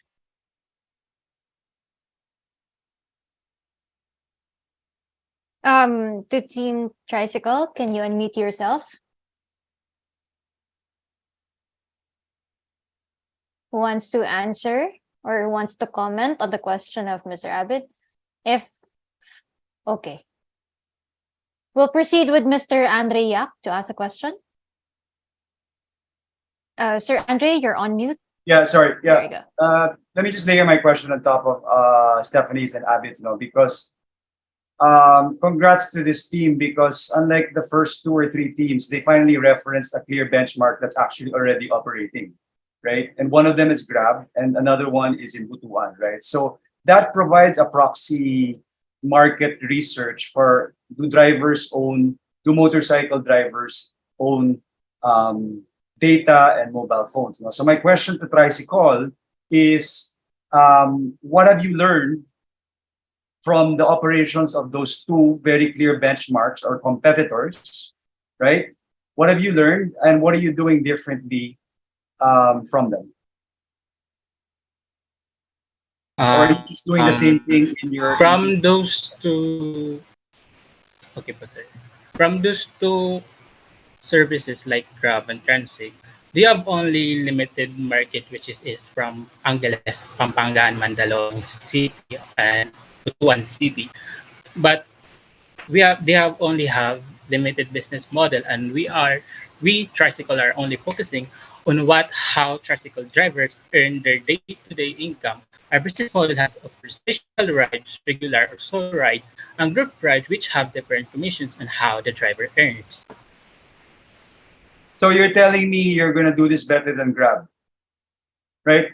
What I'm asking you is, Grab has tried being a tricycle platform the way you're proposing to be in one city. What has worked there? Are tricycle drivers using it? Are passengers using it? What pains are being solved? Is it sustaining? Is it growing? What are the challenges? How are you going to be different?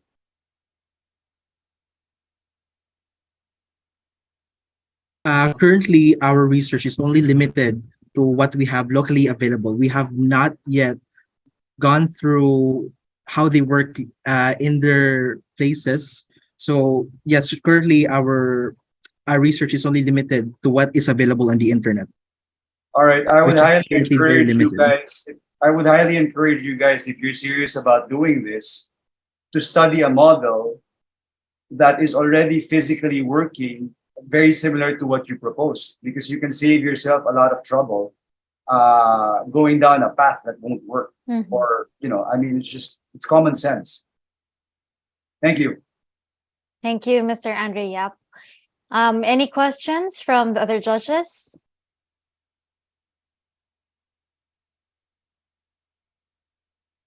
Any further questions? Last call?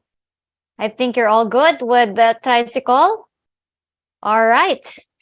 If that's it for our judges, I'd like Team Atlas to prepare their pitch. Your next in the lineup. But before anything else, can I call again Tricycle? Perhaps you have a message to everyone who supported you and your final message to everyone who's here today.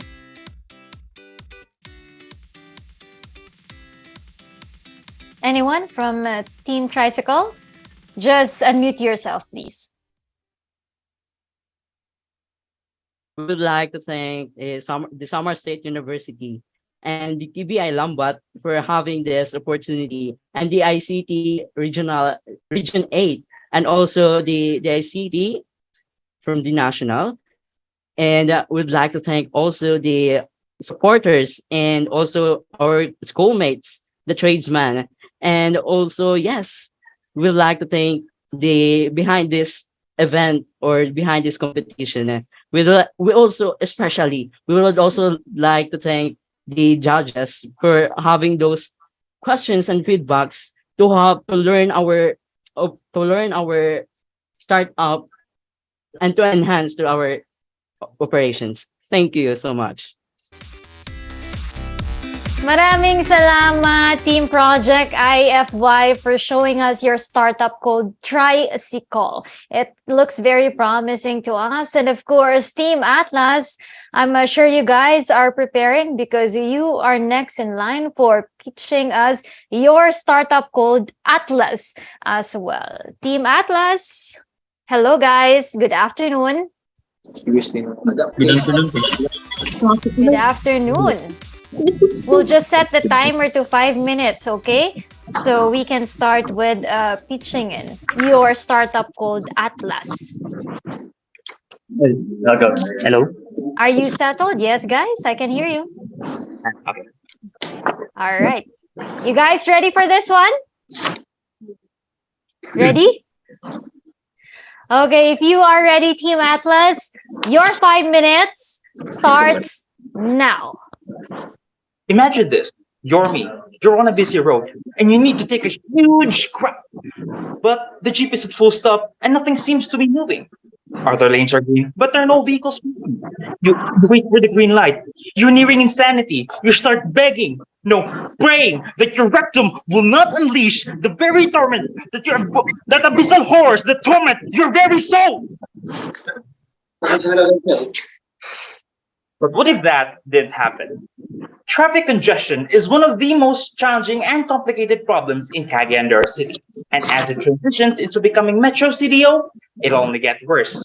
So we dug out the problems to its roots, and it turns out that the city still uses traditional traffic systems, which consist of old traffic lights, outdated IT solutions, broken and or unused CCTV sensors, and manual management of traffic data. To combat this predicament, we propose an adaptive traffic light and autonomous system, Atlas. It solves the problems of traditional traffic systems through automation, adaptive traffic signals, and interconnection in order to optimize traffic flow and increase the productivity of people. However, mere words and images won't cut it, so to further explain and show how Atlas works, here is a video detailing Atlas. Atlas is an adaptive traffic system that is able to autonomously direct itself to determine the most efficient traffic cycle possible. Cameras feed data into the Atlas core algorithm. It also has sub-algorithms that are capable of providing real-time scenario classification, vehicle classification, and vehicle counting. In the field, these parameters are utilized all together to create what makes Atlas an adaptive traffic system. Atlas considers several factors to take into account when deciding the next traffic cycle. This includes how many vehicles in the lane are in queue, what types of vehicles are queued in that lane, and the approximate amount of time it will take to relieve the queue that built up during the red light. In rare cases where an accident causes significant traffic congestion, Atlas's scenario classification comes into play to adjust the timers accordingly in order to accommodate for the delay in traffic. The same is also true to the vehicles with high priority such as ambulances and fire trucks. In reality, each traffic intersection is just a component of a larger, more sophisticated traffic network. As such, Atlas's ultimate goal is to create an interconnected network constantly communicating with each other to provide a near seamless stream of traffic flow. Atlas, traffic re-envisioned. Compared to other adaptive traffic solutions, which we'll get back to later, our innovative solution differs through its impeccable use of AI and computer vision. To start it off, the Philippines has 33 highly urbanized cities or HUCs. 6 of those are located in Mindanao, and our primary target would be the city of Cagayan de Oro, and in the future, its neighboring HUCs. In order for us to do that, we have communicated with various agencies for future development and deployment. Solving the traffic situation will be a priority in collaboration with the local administration and its traffic enforcement agency. Therefore, a budget would be proposed. Also, if the system is effectively constructed and deployed, Atlas will be adapted in other HUCs. Currently, there are 3 identified competitors in the market, with 2 being relevant: Catch-all and Triune Electronics, 2 separate entities having the same premise: automated traffic management. Now, is this system really possible to make? Well, this is where we come in. The team has already known each other for almost 3 years and have been working together for almost a lot of major projects in school, including software design and engineering research. And lastly, considering the complexity of our system, we're asking for cash to acquire, or better yet, be given with the following materials shown, which will subsequently be used in the development. Now, join us and let us take a step forward in optimizing traffic flows one city at a time, so that maybe, just maybe, you too can reach the toilet without getting delayed by something such as traffic, and let your potential soar, or in my case, drop. And remember, Atlas, traffic or vision. Thank you so much, Team Atlas, for that wonderful presentation. We now proceed with our judges who wants to ask question. Mr. Abid Saidi, you go first. Hi, first of all, great presentation. You already mentioned that there are solutions that are commercially available. Have you found out what is it that is stopping the cities from buying a solution like this? What has stopped them from buying this? Because as we speak, there are existing solutions that are commercially available. Yes, sir. Currently, What do you have in your solution that would become a compelling reason now for the cities to buy a solution like this? okay.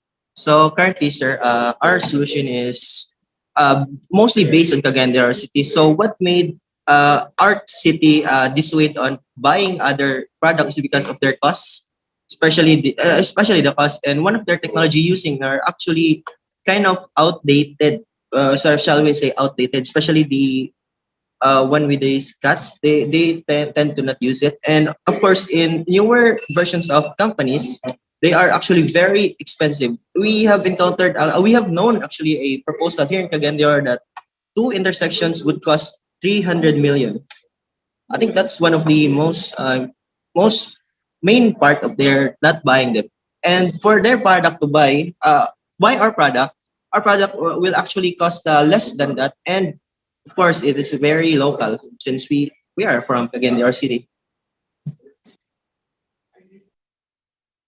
Okay, so you mentioned 2 intersections would cost 300 million pesos? Yes, sir. There, And yeah, how there much was would actually your a solution proposal cost? to the RTA here. We actually had a lot of interviews with them, and that was one of their responses to us. One of their proposals, one of the proposals that was given to them. Yeah, that sounds exorbitant, but then what is your, how much does your solution cost then? Okay, so our solutions currently, our initial budget would be one intersection would cost for 1.5 million, and there are 43 intersections here in Cagayan de Oro. I think that would total up to around 60 to 70 million. And of course, we are gonna be following a business to government model, which means it will be a contract. So of course, the prices will be negotiable. Got it. Thank you. Thank you, Mr. Abid Saidi. Go ahead, Mr. Arnie Alvarez, for your question. Yes, my question, I was looking into your team. You mentioned you have hardware developers. Is that? Yes, sir. am I We have understanding hardware right? developers, dedicated hardware developers. Yeah, and all the hardware that you showed in your presentation are made by the developers? No, sir. There is actually a custom component that we have to make. So the components shown in our pitch are actually already made. So they're just an addition to what we are going to make or what we're going to add to the intersections here in Cagayan de Oro. Okay, so the hardware that you displayed are third-party hardware solutions. Yes, sir. Also, they are mostly, mainly be used for testing and development.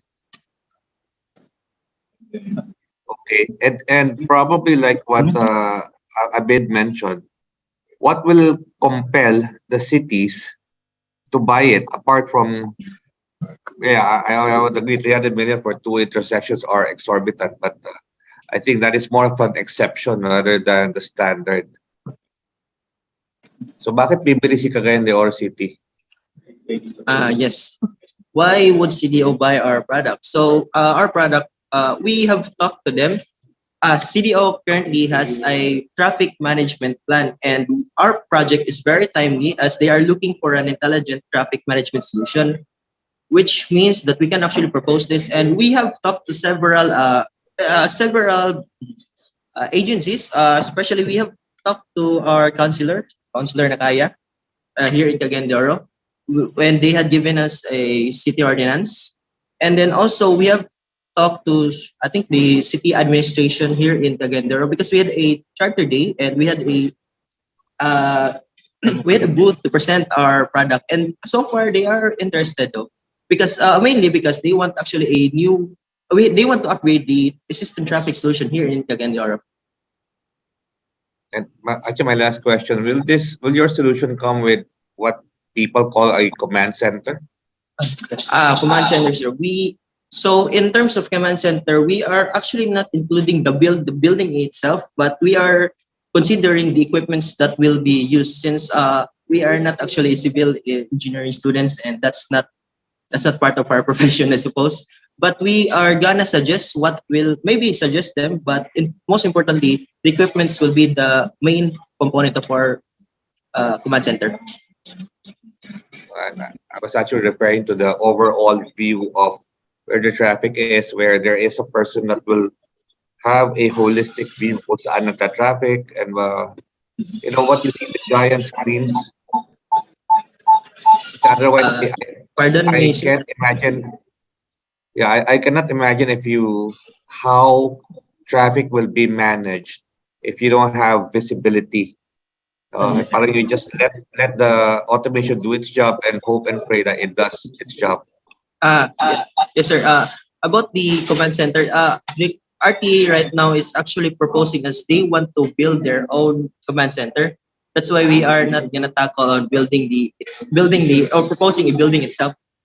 We will just support them and help them figure out what are the necessary components to manage our system. Also, we will provide actually trainings to them and to use the system.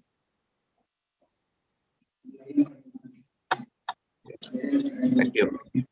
Thank you. Go ahead, Mr. Andre Rep, for your question. You're on mute po, sir.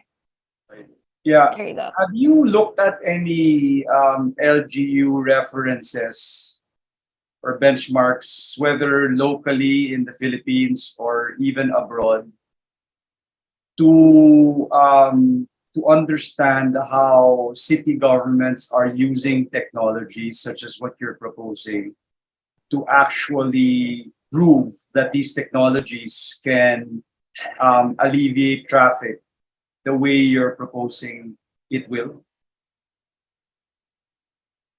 So in terms of international countries, we tried looking for them, and we have only found research papers suggesting that traffic management systems actually does improve their traffic situations. But here in Cagayan de Oro, we had interviewed the city development planning, and they unfortunately they don't have the data to show us what are actually what is happening to the traffic city here in Cagayan de Oro.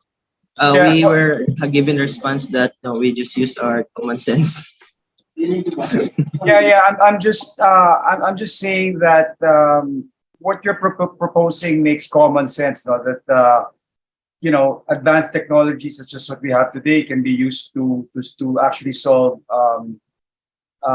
metropolitan traffic problems. No, but I think it's important, again, common sense for going down the road where you're going to look for benchmarks of how this actually works, what the case studies are, and compare and contrast how Cagayan de Oro, our local cities, HUCs as you call them, will be different and similar, and so that you can triangulate your solutions that way.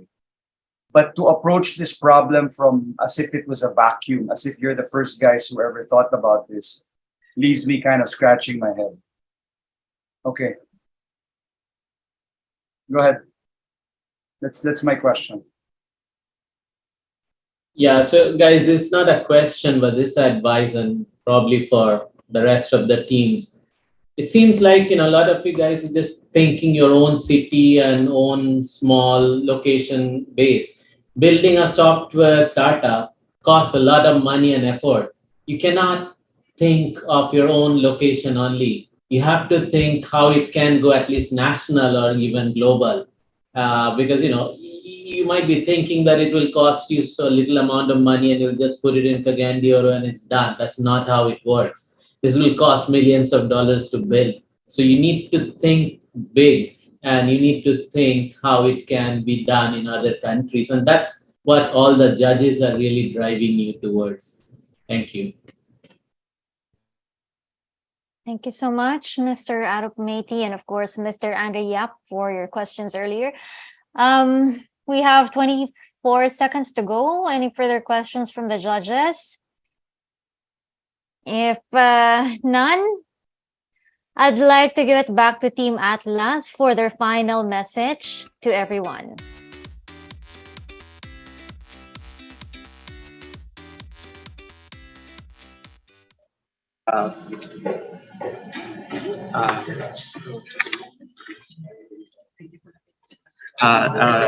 For the judges, thank you for the feedback, and thank you for our school, UCP, and thank you for the savings and their entrepreneurship for providing us the ability to do this startup challenge. And thank you everyone for listening. And have a great day. Maraming salamat once again to Team Atlas. You've just seen 5 of our first presenters for this afternoon. We still have 5 more coming up. And before we move on to the 5 other presenters for this afternoon, we'd like you to hear it from the icon in the ICT industry. Now, she is currently the director of the ICT Industry Development Bureau of the Department of Information and Communications Technology, or a DICT.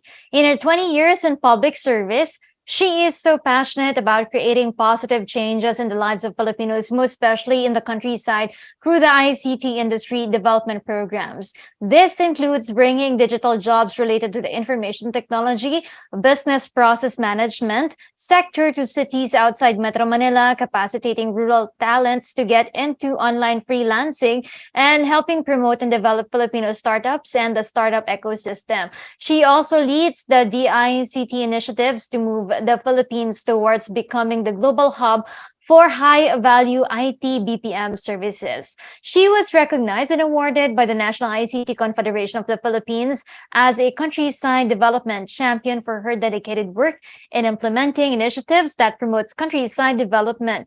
Recently, the DICT, through the Bureau, in partnership with the Information Technology Business Process Association of the Philippines, launched the Digital Cities 2025, one of the flagship programs of the ICT in the new normal. Ladies and gentlemen, let's all welcome Director Emilu V. Delfin.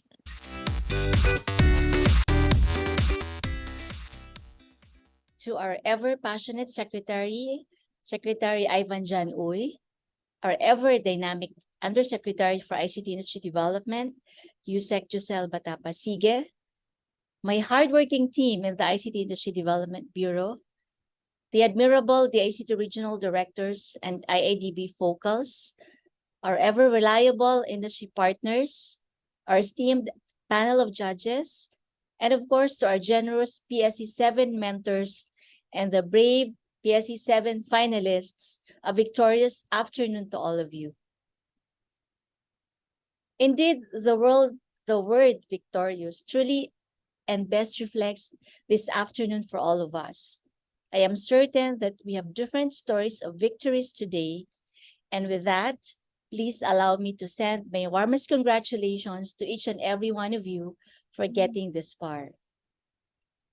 By this time, I know everyone will agree with me when I say that victory is not a linear destination. We surely faced different scenarios before coming here. These scenarios that either made joining PSE 7 harder or easier definitely are now notable parts of our individual journeys. We surely encountered many decisions we had to make, decisions that weren't as easy as a yes or a no, decisions that tested our individuality and your relationships amongst your teammates and respectable mentors. Through it all, I hope that all these twists and turns are instrumental for you to emerge as better startup founders and better versions of yourselves as we head on to our various life destinations. Victory is never easy. For sure, juggling school and joining a national competition made you experience a different kind of pressure and stress. Maybe the rule of life just goes that way. You will and have to go through several detours, not only to be redirected to your path once more. These obstacles will strengthen your vision and eagerness to be successful. In the startup industry, not those who dare automatically become unicorns, but rather they are the ones who faced the challenges head on and remained the number one believer of their ideas amidst everything that life throws at them. Victory will teach you a lot. It will make you see yourself in a clearer light.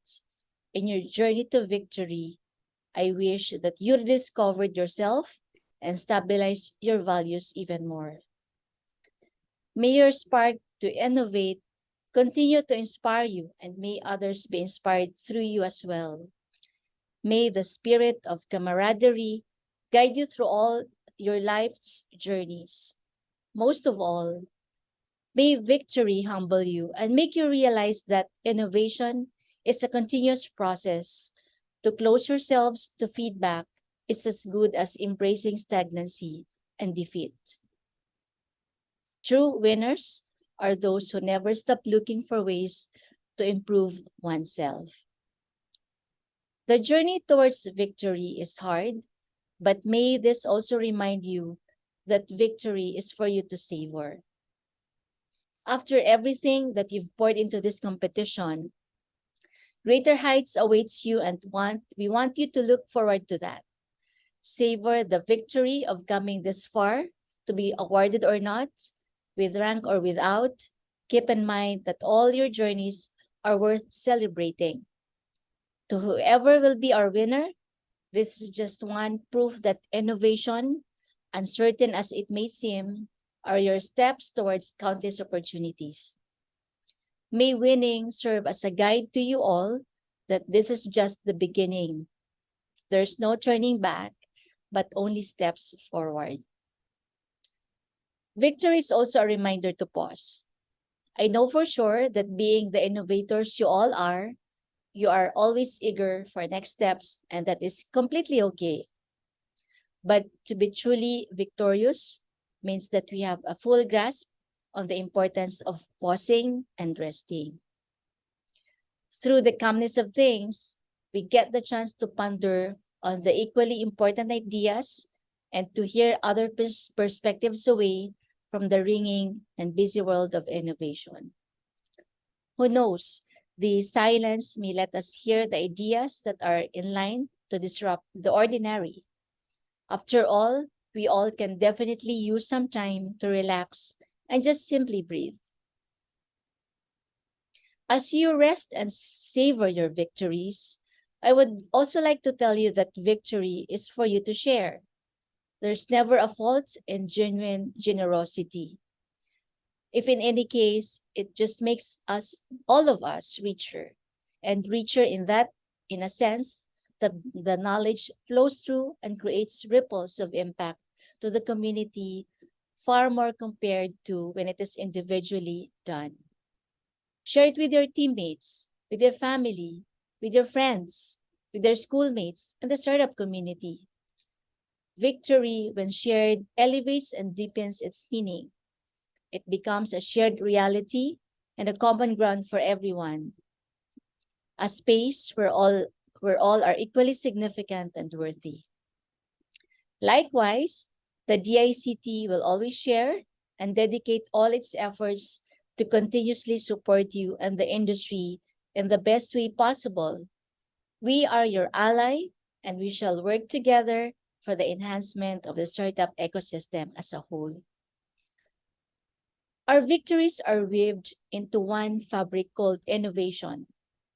Own your victory and savor it with the right amount of modesty and sustained perseverance. May all the challenges continue to awaken the innovator in you.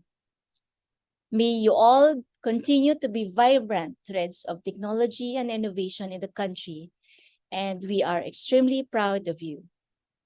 And to everyone who made PSE 7 a success, the victory is ours to share, and I'm truly grateful, and I honor each and every one of you. So congratulations in advance. Thank you and good afternoon to all.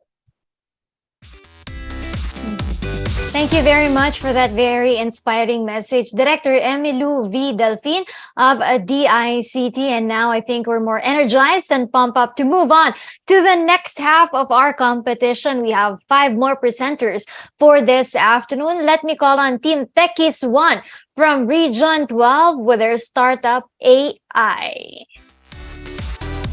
Good afternoon, guys. Hello po. Am I audible po, ma'am? Yes, we can hear you loud and clear. Are you guys ready for your presentation? Yes, ma'am. Okay, here we go. This is Techies 1 with their startup called AI. Your 5 minutes starts now. Good afternoon, ladies and gentlemen. I am Mark Lloyd Takdol, one of the founders of AI. Let's just imagine a body without a vision. A body that cannot perceive its surroundings and cannot do daily activities independently and confidently. A body that cannot afford vision and be part of the society with complete features. One challenging situation of visually impaired individuals is doing monetary transactions. It can be difficult to identify banknotes independently, more so in computing how much money they have currently. Based on recent estimates, there are 272,257 Filipinos who have visual impairments. This is according to a post published from Inquirer dated last August 26, 2022. Now, let me present to you the AI, a mobile application using machine learning tools made for visually impaired individuals in the Philippines that would help them recognize Philippine banknotes during monetary transactions. AI was developed using Google's Teachable Machine, and currently, the datasets are being improved through retraining using machine learning. AI determines and detects Philippine banknotes through the device's native camera application in real time. Upon detection, the app can identify the type of bill and its total amount to voice feedback. With the help of this application, it will be easier for the visually impaired Filipinos to identify Philippine banknotes during monetary transaction. Nowadays, there are technologies being introduced related to AI, such as the cash reader. It is a currency identifier, however, it is not free and can only recognize 20 and 50 pesos. Unlike the AI that can recognize 20 to 1,000 pesos, and it can also calculate the total amount of banknote being recognized. It will also include an expanded features such as bills counter and calculator, fake money detection, crumpled, damaged, torn, or ripped bill detection, coins detection and recognition, transaction history, and haptic feedback. We have also the iBill PH. It is also a currency identifier that has a physical setup of an acrylic glass. However, you cannot carry everywhere during monetary transaction unlike AI. So, how can we sustain the development of the application? We will generate revenue through premium subscriptions for non-PWDs, subscribers, and donations. The target market segment of the project is the visually impaired Filipinos and those members of organizations that support visually impaired in the Philippines, such as Lions Club, and we also have identified Facebook community in the Philippines. That is called Useful Software Collections and Technology Info for the Visually Impaired. According to the PRPW, we have 41,889 persons with visual impairments were issued PWD ID as of June 2021.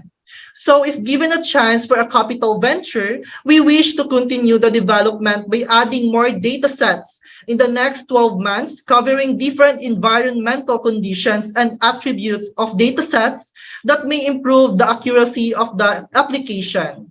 We wish also to do a full-blown application testing to further improve its design and usability. So why us? We put our target users at the center of our development, backed by usability and acceptability measures for application in development. We make sure that AI is more convenient and efficient to use, especially designed for visually impaired Filipinos. We are AI, your friendly mobile assistant for banknote recognition. That ends our presentation, and thank you very much. Thank you, Team Techie Swan for AI, your startup called AI. For the judges, who goes first? Mr. Abid Zaidi, for a question, please. Hi, thank you for the presentation. You mentioned that there are 272,000 persons in the Philippines with visual impairment. Is that correct? Yes, sir. And have you categorized them in terms of their ages? For example, how many of those are elderly and how many can still possibly be productive members of the society who might be transacting, whereas the elderly, usually with the social setup that we have here, they have some sort of help available. So they're not really dealing with cash. So out of those 272, how many do you think would be transacting? That's a great question, sir. Actually, it is just an initial because we have the target customer from Lions Club and some Facebook members, and they are in a Facebook community called the Useful Software Group, which has a 5,000 group members that are using Android and iOS. So that's it, sir. How are they right now transacting? I mean, those who are transacting, how they are currently doing it? What problems are they facing right now? We are focusing about monetary transactions, sir, which is identifying bills to avoid deceiving them during transactions. Okay, generally, I don't know. I mean, have you done any kind of research in terms of morality and ethics when it comes to, these sellers dealing with personnel with disabilities? Generally, what we have seen is that they're more fair when it comes to dealing with PWDs. So do you think that this kind of check is really required, where you're kind of validating and helping the visually impaired people with this kind of solution? Do you think they really need it? Yes, sir. Just like we have the initial testing. Okay, thank you. Thank you, Ms. Stephanie Caragos. You may now ask your question. Yeah, I'd like to, thank you for your presentation, no? And I'd like to ask lang about your sustainability of your app. You mentioned there that for sustainability it's going to be a freemium for non-PWDs. What is the purpose of the app for them in the first place if they're not PWDs? How are you going to earn from that? They're not gonna need the app, right? So why would they install it in the first place? That will be a very great question, ma'am. We have planned that we have the freemium and the subscribers from non-PWDs. So as a visual impaired, they can use their PWD ID to register in the application and have their freemium, which is they can afford the basic features. And for those non-PWD subscribers, they need to pay for initial amount like 300 pesos po. Yes, but that's really the point of my question. I don't need the app, so why do I have to pay for it? Because because they may be possible subscribers po, ma'am. Ang tinatanong ko, hindi naman sila bulag. Ba't kinakailangan nila yung app? At ba't sila babayad sa app pag hindi naman sila bulag in the first place? Okay, because we have the expanded features po, yung fake detection, fake money detection po, which they can actually use. Okay, thank you. Thank you, Ms. Stephanie Caragos. To our judges, other judges. Any other questions from you guys? If none, I think that's it for Team Techies 1. Okay. Team Sugod, please now prepare for your presentation. Team Techies 1, can I call you again? Your final words for this presentation, guys. So we would like to thank the ICT for giving us platform to present AI. To our mentors from IT Physics, Department of Mindanao State University, General Santos City, and to the Manos and Manangs who are visually impaired, we have met during our initial testing. Thank you very much po. The judges. Maraming salamat and good luck to you guys. Now, up next, we have Team Sugod, and their startup is called 91 Watch or 91 Watch. Hi, Team Sugod. Good afternoon. Hello, good afternoon, guys. Can you guys hear me? Good afternoon. They're from Region 7, and we call this, your startup is called 91 Watch, right? Yes, po. Okay. Are you guys ready to present? Definitely ready. Okay. If you guys are ready, from Region 7, here we have a Team Sugod with their startup called 91 Watch. Your 5 minutes starts now. Say hello to Jose. Normal guy, found a guy got caught in a car accident. Jose, just like any good citizen, he calls 911 for help. However, the 911 operator tells him that it may take a while for him to get a response as he's outside NCR and suggests calling their local response system. Not a problem. He recalls a number he saw from a tarpaulin near the barangay hall. Oops, does not work. Tries another number. Dang, doesn't work either. Instead, he calls 911 again and waits until the operator can reach their local services. After a while of connecting to relay stations, which takes time, it eventually reduces the viability of the patient. And guess what? This isn't an isolated incident. Jose could be you at any time, anywhere. Among 109.6 million people in the Philippines, Jose is one of those who continues to be underserved by the present emergency hailing system. This problem comes from the centralized focus of services in NCR, where 911 is centrally located. If the caller is based in the provinces, 911 operators route the request to the nearest regional station, where said station then relays this to the respective CDRM office, then to an appropriate local response unit, which takes up precious time. If Jose were to rely on local services, he would need to fumble through 11-digit numbers that may not be readily available, or worse, disconnected due to negligence. Because of lack of attention from LGUs, this is not a rare occurrence, further adding to the fragmentation and difficulty of connecting to services when they are needed the most. Is there a way we can help Jose to get through this?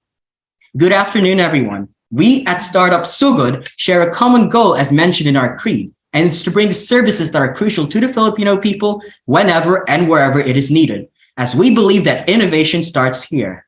With that goal in mind, we introduce you to 911 Watch. It is an application where with just a single tap lets users contact the nearest emergency responders in your area right at the palm of your hand. It is basically an emergency hailing platform that aims to unite healthcare units, LGU patient transport systems, and other concerned agencies under one system. No more worrying about airtime or prepaid credits or bad cellular reception. 911 Watch aims to connect you to the most appropriate unit in a matter of minutes.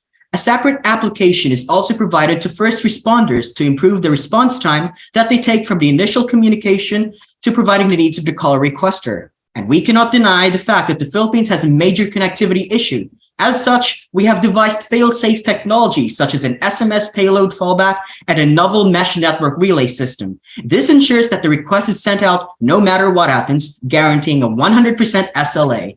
Another important feature is the overall user experience by offering less screen taps to request for an emergency dispatch. No more waiting for first responders to pick up your call, and no need to dial the wrong or outdated phone numbers. Users can now request for a response wherever without the need to initiate a conversation with just one touch away. Users are able to request for an emergency dispatch to 3 different categories, such as medical, fire, and police. With minimized waiting times and no more middlemen, this connects the requester directly to the appropriate responder system. And since August of this year, 2022, SoGood has been working to make this concept into reality. From planning its initial structure to its implementation at front end, where users interact with the app and the back end that handles the operations of the service. SoGood is committed to providing services that are sustainable and profitable. To ensure the longevity of the service, SoGood will initiate contractual agreements with LGUs, healthcare facilities, and service provider organizations to position 911 Watch as their electronic emergency response aggregator. Streams such as obtaining a percentage from the ambulance flag down rate to serving retention contracts with LGUs and HMOs are currently being considered as part of our business model fit and path to profit research. So, what can our investors expect from us? For our future investors, we aim to improve its services and application structure, from the algorithms that handle the operation of the app, as well as its security. It would open us up to more partnerships with other organizations that would like to support our cause, ranging from local government units to private sector specializing in emergency services. And additionally, with enough funding, we can introduce more features that will widen the scope of 911 Watch's services. This will be used to scale the services to a larger audience, providing a new alternative standard for contacting emergency services in the country and even the world. And as of now, we have been in contact with a local government unit who has expressed their interest in the product and are willing to work with us to make this into reality as part of their LDRRMM modernized electronic emergency operations center plans. This has been SoGood Startup, presenting to you 911 Watch, your handy dispatch operator. Thank you for watching. Thank you so much, Team SoGood. Now we call on the judges to ask our questions for them. Wants to ask first? Go ahead, Mr. Arup Meti. So I get the concept that you're going to build emergency hailing system, but there are many factors to it. First of all, there's a huge liability in that. You understand that, right? Yes. If your app fails, lives are at stake. But that's something we can go back later. But the biggest challenge for something like this, I assume, is why would the LGUs adapt your system? I mean, they're comfortable with whatever they have. They already have invested in their own emergency system. So here you come and offer them something. Have you validated this? Have you spoken with them? Yes, thank you for the great question. Every LGU is provided a local government unit budget called the Local Disaster Risk Reduction Management Fund. And part of the funding is actually budget allocation for prevention and reduction of incidents. Various LGs have been contacted with the proposal, and they have mentioned that it is actually super possible to provide funding for a service like 911 Watch to replace their current systems, as most LGs actually do not have a literal valid emergency operation system. They mostly rely on their City Disaster Risk Reduction Management Office to handle the calls and route them to the local response units. And most LGs that we've contacted have also expressed their dismay that the middleman system that the current system adopts has actually cost them money, because it is more expensive for someone to die rather than investing said money into reducing possible deaths. Did that answer your question, sir? Yeah, sort of, but did not really completely, because your value proposition offer is something like a national level system. And if I am using that app, wherever I am, you're guaranteeing that I can contact. But you're talking about how many LGs are there in the country? 30, 40,000. So you'll have, I mean, it'll take you, you'll get old by the time you get everyone to adapt to it. So how is this going to be feasible? Through the National Disaster Risk Reduction Management Council, every city, every LGU has their own CDRRMO or MDRRMO. These are offices that provide disaster risk reduction facilities, and most of the time they also handle their emergency operation centers. Through the NDRRMC, they also have thematic areas that allows for proposals such as applications like ours to provide an additional layer of support in terms of emergency operations and connections. You're repeating sort of the same thing you guys explained. So what I'm trying to understand is, are you going to work with the national agency and they will buy from you and they'll distribute to everyone? Is that the game plan? Yes, that is the original game plan. What is the current one? We've been experimenting with several game plans, but the most feasible one is to work with local government units as a start. By starting small, we can slowly expand through different LGUs, and we will indicate at the initial startup phase of the application when a user installs it, they would be informed if their current location is supported by the application. Okay, I'll stop. I'll let the others ask. Thank you. Mr. Andre Yap, go ahead with your question. I appreciate that, but I think Stephanie was ahead of me in the queue. Okay, Miss Stephanie, go ahead for your question. Oh, I don't mind, but since I'm already here. Okay. So my question is, have you tried dialing 911 yourself? Yes. And we have also collected external surveys from people who have had experience with the 911 system. By the way 911 currently works, it actually depends on where you are. If you are outside of NCR, it actually gets bounced to a regional call center, and that regional call center usually isn't close to where you are. So that regional call center connects your call again to a CDRRMO that is closest to your location, and that office contacts your local response unit. Yeah. Okay. Maybe you could also try validating with other regions, because like in terms of validation of a user, I have tried 911 and it didn't really take that long. I'm from Cagayan de Oro. There were no bouncing, so to speak, of the calls, and the emergency call was immediately responded to. So maybe you could also look at it at the point of view of implementation, rather than reinventing the wheel, so to speak. But yeah, maybe you could validate also with other regions and see if this is really viable for them, if it's already working for these regions as well. Yes, ma'am, we'll do right away. Thank you.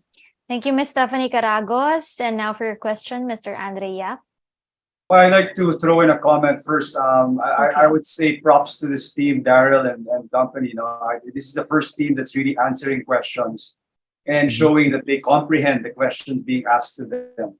I'm happy to hear that you've at least reached out to the relevant stakeholders, the major one being the LGU. I might have some disagreement slightly with Ms. Stephanie, for example, just because there is an exception in Cagayan de Oro, which happens to be a very relatively well-run city. I think it's not hard to imagine that the routing mechanisms across LGUs to manage these kinds of everyday occurrences are probably very faulty and could use a lot of efficiencies. And the fact that this team has taking the time to talk to the LGUs, to use 911. Thank you for that question, Stephanie. The fact that they've used 911, they've encountered problems, I think is good. Another great one is that they've identified the budget, both nationally, potentially, and locally where this is going to come from.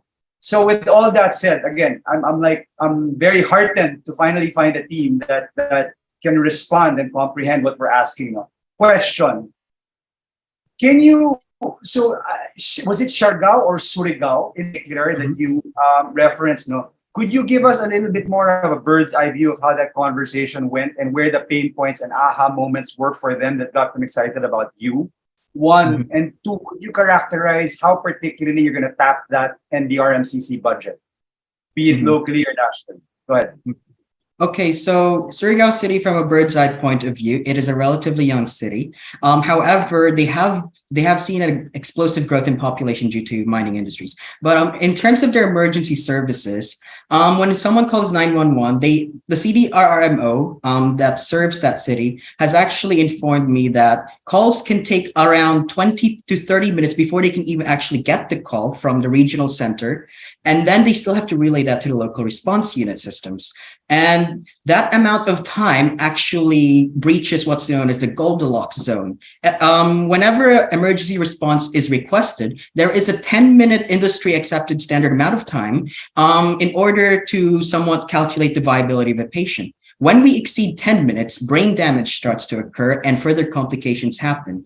And what the head of the CDRMO has informed me repeatedly is that it is more expensive for the patient to die rather than using systems to reduce the risk of that person dying. They would rather invest millions into a system that would help them reduce that rather than pay out via either public insurance systems or government assistance funds, because that costs more than investing in preemptive systems. Does that make sense? I'm sorry. Fantastic. Good, thank you. Thank you, sir. Thank you so much, Mr. Andre Yap. Any other questions or comment from the judges? I see none, so I think that wraps up for Team Sugod. Just chime in on the last point. Go ahead, Mr. Arapmeti. While I do agree that a cost of a life cannot be measured in money, I don't think our government here pays out people for dying. Is there an insurance like that? Not that we know of, sir. We will look into because that is one of your key justification in your proposal, that it's more expensive when someone dies than to upgrade the system. I'm having a problem with that logic because there's no cost to the LGUs if someone dies from an accident or anything. However, I do have to bring up the fact that most LGUs do offer a death benefit system. When someone from an LGU dies, the government does provide some cash benefit to the bereaved or whoever is next in line. And a very small amount, right? 3,000, 5,000 peso. And in some cities, it's 200K. If it's a disaster, but if it is a normal accident or something, anyway, something to think about, but this is a great idea. If this can be pushed forward, that can have a lot of benefit. Thank you. Thank you so much, Mr. Arapmeti. Team Gora, you can now prepare your next for presentation. But I'd like to hear it once again. Any final message to Team Sugod from Team Sugod? I would like to say a few messages of appreciation to my advisors and my university, the University of San Jose Recoletos, Sir Vicente Patalita, Sir Roderick Bandalan, Ma'am Jovelyn Puzon, and Sir Greg Victor Gabison. Thank you very much for mentoring us to actually getting us this far. To our family, our friends who have been behind us from day one, we really appreciate your support, and we hope that we can win this at the end of the day. Thank you, everyone. Maraming salamat, Team Sugod, and of course, good luck to you guys. Up next, we have from Region 4B, Team Gora, and their startup is called Gora Booking Services. Team Gora, good afternoon to you guys. Are you there? Afternoon. Good afternoon. All right, if Good we're all afternoon. settled, I can see the timer is also there now. Can Are you you see my guys screen? Yes, we can see your screen now. Okay, so good afternoon. Okay. So Okay, let's start. hold on. Okay. Your timer starts now. Did you know that there are top 10 economic issues in the Philippines that are still unsolved? And one of these is the transport transition. In Palawan, there are about 158 tourist arrivals and 166,000 van commuters per month. So as the van transport become more popular, and commuters are facing different types of problems. And those problems are time consuming. Van drivers are not leaving on time. Far-flung areas. Commuters are waiting in the far-flung areas, unsure if there's still van available. Lost, damaged, and late delivery in packages. And failure of recharge. There are also unsystematic systems at our transport terminal and overspeeding van drivers. So our solution is to provide connectivity between van operators and commuters. And we created a solution called GORA. So GORA is a ride-sharing mobile applications and website platform that connects van operators and commuters to provide cost-saving, time-saving, and convenience. Well, for our user app features, they can now reserve, seat, rent, check their travel schedule, and check their total fare. Real-time tracking for van available, real-time tracking for delivering packages, and now they can choose their trusted van companies and discover destinations to visit. Well, for our business feature, we will provide a monitoring system to track their daily transactions. They also track their commuters for quick riding features, track travel time for their van drivers, and now they can expand their market at very low cost. We also provide reviews and feedback so they can improve their services. We also include speed monitoring for their van drivers.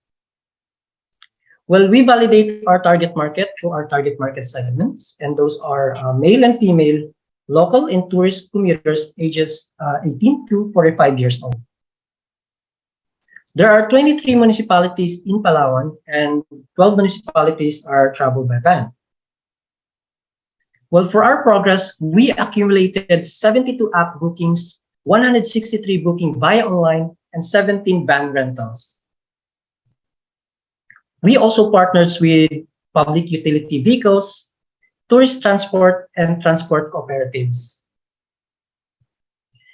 And we are also recognized by the Puerto Princesa Land Transportation Terminal and currently a business incubator of PT Palawan, and many more.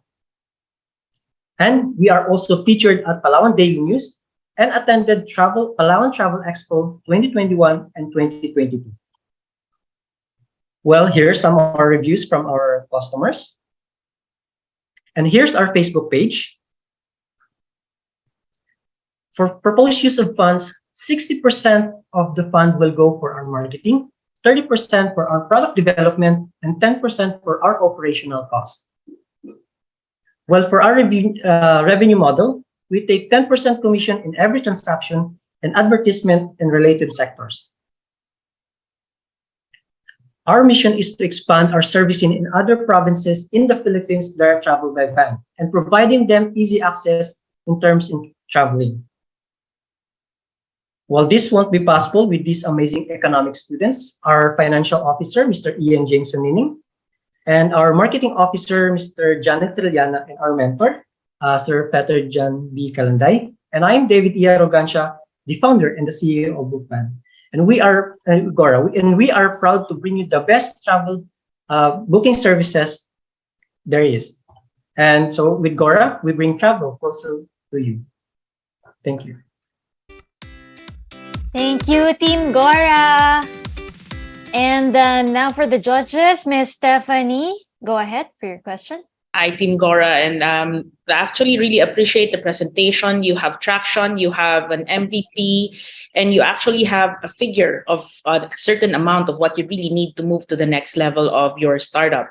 So my just a question, as I understand that this need is existing, but my question right now is, should the vans be exclusive to Gora, or can the vans also take in other passengers that are not Gora users? Yes, they can possible can use the other platform. They can the commuters can direct to the van companies as well.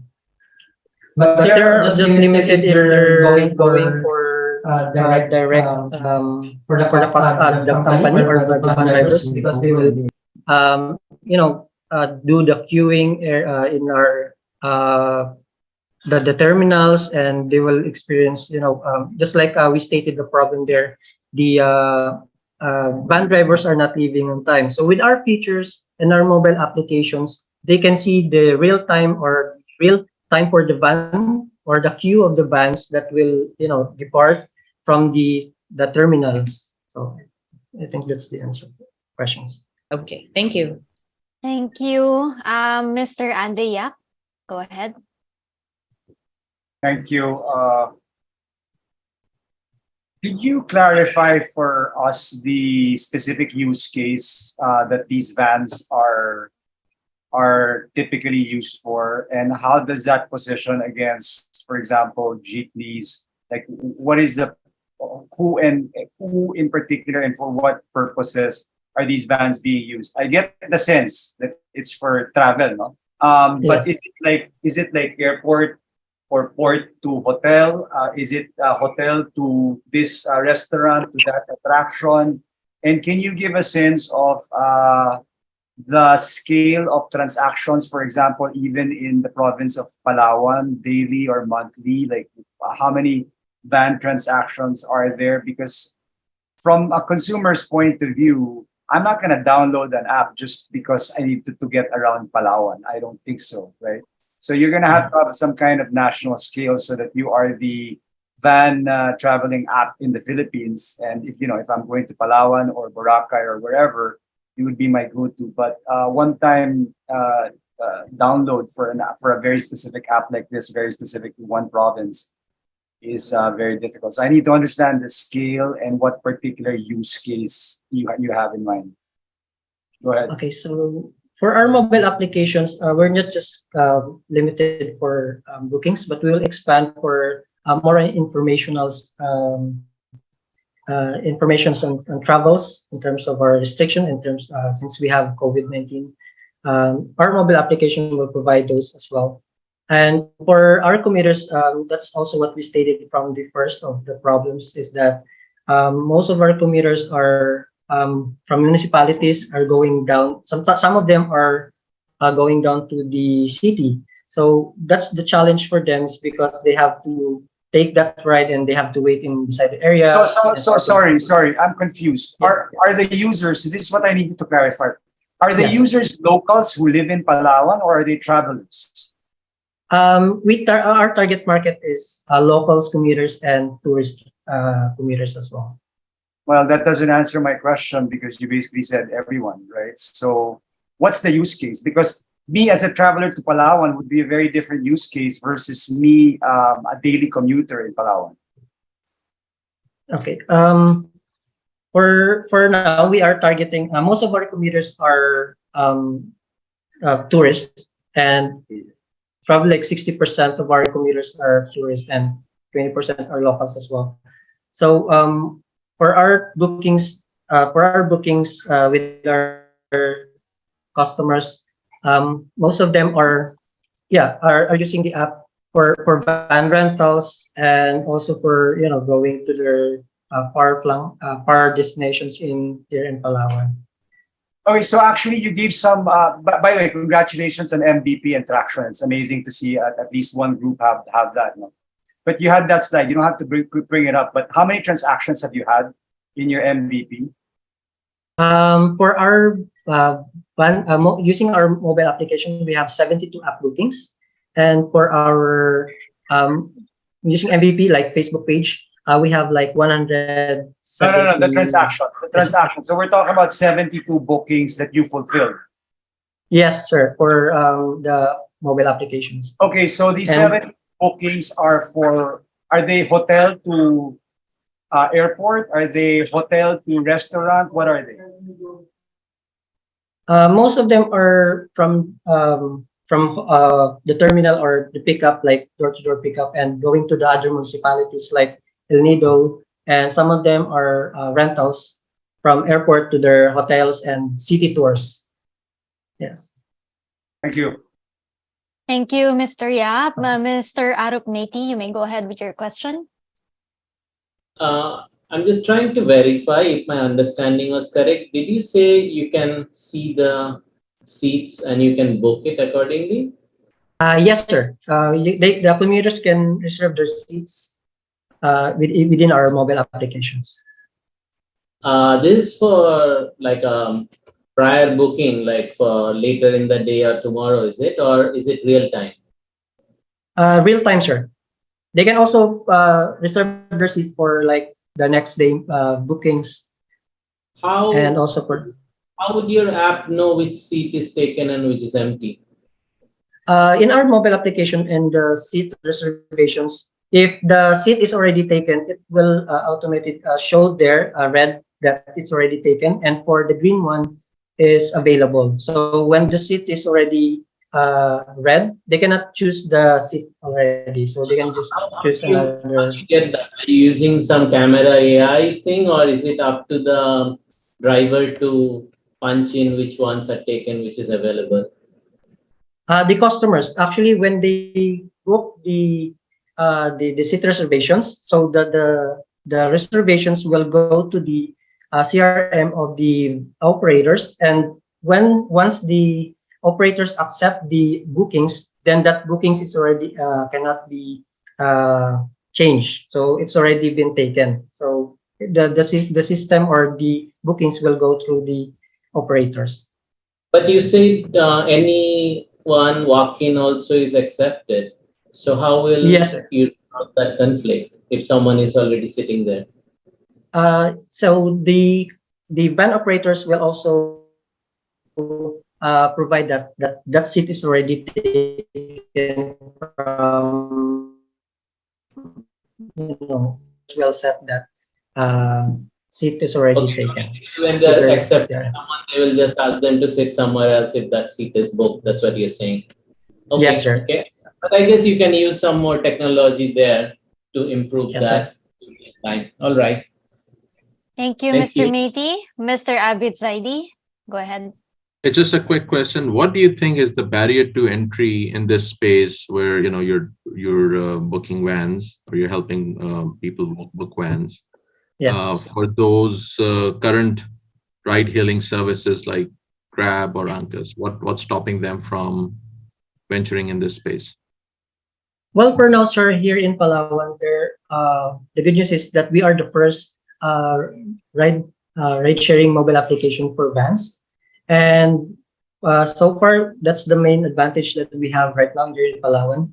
And for competing with other existing services like Grab, for our most of our services will just go for vans, and yeah, I think that's the main So advantage if for us. tomorrow they decide that they want to venture into this space, what do you think would be their challenge versus the first mover advantage that you're talking about that you have? So the advantage that we have is that we already partners with this. We already had a contract or more signing with these band companies. So I think that's the advantage that we have for now. To if there's ever other companies that want to take over here that have a Thank you. same services. Thank you. Thank you. Mr. Arup Meti, are you raising your hand again? No. Okay. Any other question from the judges? Last call from the judges. If none, we would like to thank Team Gora for your presentation. I'd like to say, Team Annie, please prepare now your next for your presentation. But first up, let's give the floor back to Team Gora for your final message to everyone. Team Gora, go ahead. All right. So first of all, I would like to thank Palawan State University and this DICT for holding these events with, and also our partners and judges. for giving advice in the question and answer. And we will take this advice as well. And yeah, I think then that is all for my message. Good luck at maraming salamat, Team Gora, for your presentation. And now, from NCR team, we have Team Annie and their startup called Tanim Ko, or Tanim Company, or Tanim Ko. Together, let's grow our way to a more food-secured you. Team Annie, are you guys ready? I would like first to check if my mic is audible po. Yes, we Yes, can thank hear you so much, loud and ma'am, for clear. confirming. All I'm right. ready po. Yeah. Okay, if you guys are ready and the clock is set now, you may begin with your 5 minutes presentation. Go. A good day. Before I begin, I would like first to ask a question to everyone. Is it me or everything seems to be getting more expensive? If you agree with me, can I see a raise of hand or like a reaction with this? So thank you so much if you would react. So did you know everything seems to be getting more expensive from the things that we buy, the bills that we pay, and especially the food that we eat. But did you know that one of the main focuses of the current administration is food security? According to our president, also the secretary, that they will work double time to address the gap in food supply and also the spike in prices. Also, food security is one of his topics in the upcoming APEC summit. In the Philippines, there are 19.9 million Filipinos are able to meet their individual basic food and non-food needs. According to Fairware Department of Agriculture Secretary Fermin Adriano, if we are not able to make corrective steps, we may be facing a full-blown crisis by the end of this year or early next year. And if you would check the past rate of inflation for food, we have had a 5.4, 6.1, 6.4, 6.3, and 7.4 for the months of May, June, July, August, and September respectively. If you would check the prices from last year, a kilo of white onion only costs between 80 to 100 pesos, but now cost around 320 to 500. Same goes to other commodities like calamansi, carrots, string beans, etc. And in the Philippines, for you to live a comfortable life, you need to have a gross income of 120,000 pesos monthly. And also, Manila is the third most expensive city in Asia to live in, which is has a cost of living of 50,800, which is 33% higher than Kuala Lumpur, 28% higher than Vietnam, and 24% higher than Japan. And if you check the past rate of inflation that's continued to risen, and the average income and expenditure for a family has actually lessened from 2018 to 2021. This means that it has actually been harder for an average Filipino to live in the Philippines. That's why my team and I, together with Marshall Magic Fernandez, Mary Angelique Laban, and our mentor, Jonathan Vestro, presents to you Tanimco. Tanimco is a mobile application e-commerce platform that helps you grow your own food. It teaches you open agriculture to do in your respective homes and spaces. In addition, to be able to supply the equipment that you need and within your farming journey. Here are our features. Users could create a specific account. They could learn in English and Filipino. Available packages are available for them to purchase once they're able to choose their urban farming. And we have also our Tanimco marketplace, which has equipment and goods, crops in wholesale, and also our community market. We have our Tanimco community, which is a forum where they could share their experiences within their farming journeys and also buy, exchange, and sell extra goods that they have produced within their farms, which is our community market. This is our community ecosystem, which is centered within our community. And these are our subscription. For our basic plan, it is free, which is the learning modules, our e-commerce platform, also our forum. We have a basic plan, which has the additional tracker, which is a calendar, real-time instruction, and also they could download their modules for on offline. This is our premium plans, which has a plan analyzer to keep our plans healthy. And this is the list of our subscriptions.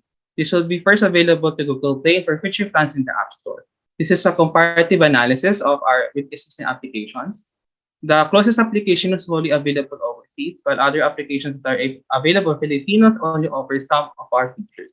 Our target market is 44% of middle class income earners in the Philippines for our TAM. For our SAM, 46% of the zone middle income earners. And for our serviceable attainable market, this is 71.4 NCR middle class income. Our potential partners are local government units, national government units, non-government organizations, and also urban farming center companies.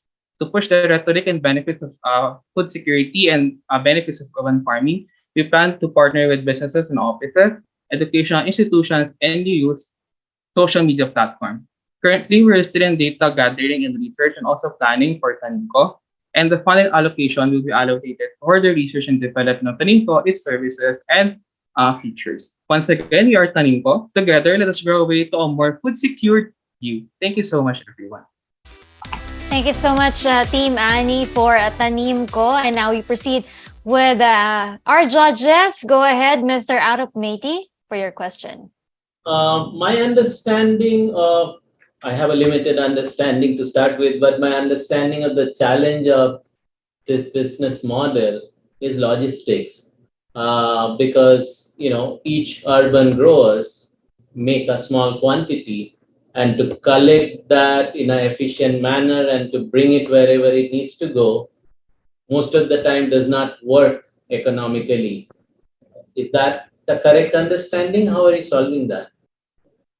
Currently, if I understand the question correctly, one of the main problems in the Philippines is really food security, especially now that the prices are getting higher. So we propose an idea to really and to have a one-stop application on in terms of urban farming, if that is correct, or in terms of logistics, sir. Again, can you please clarify? I'm so sorry.